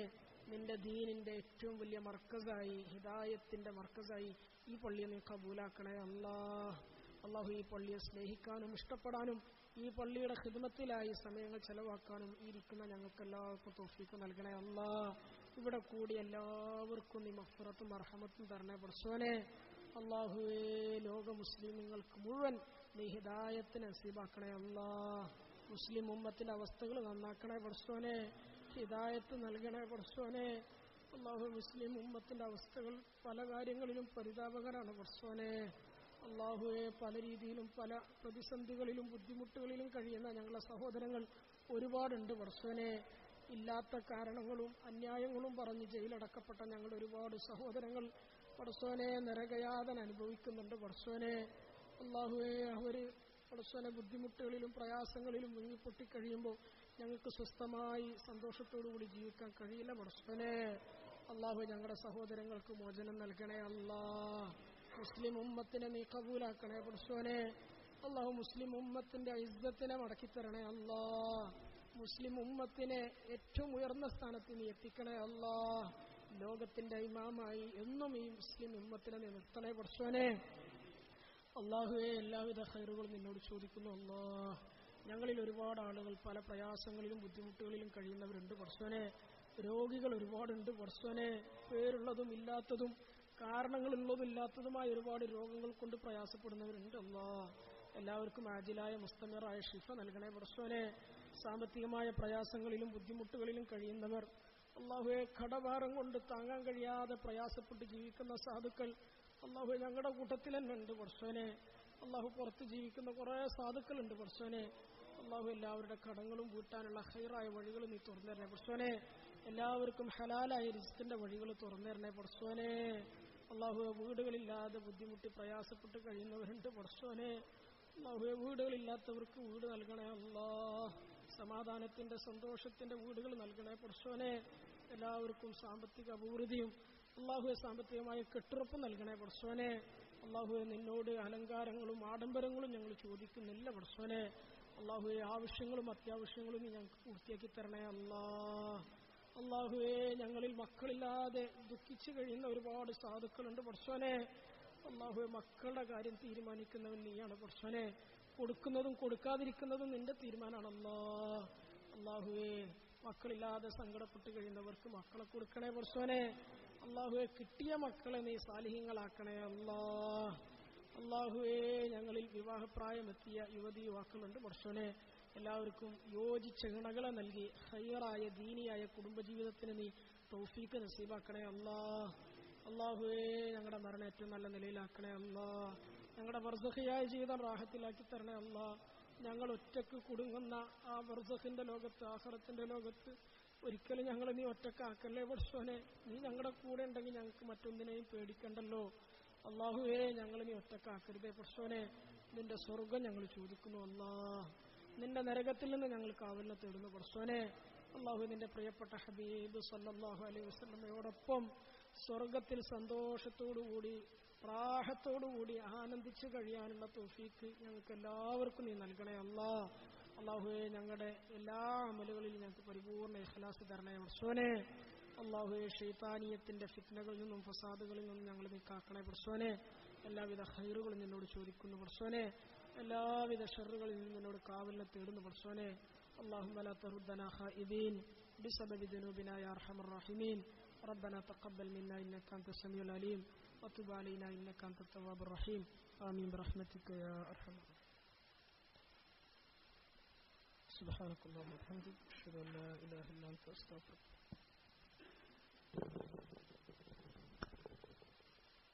ബഹുമാനികളെ എല്ലാവർക്കുള്ള ഭക്ഷണം ഇൻഷാ അല്ലാഹ് തയ്യാറാക്കി നമസ്കാരം കഴിഞ്ഞ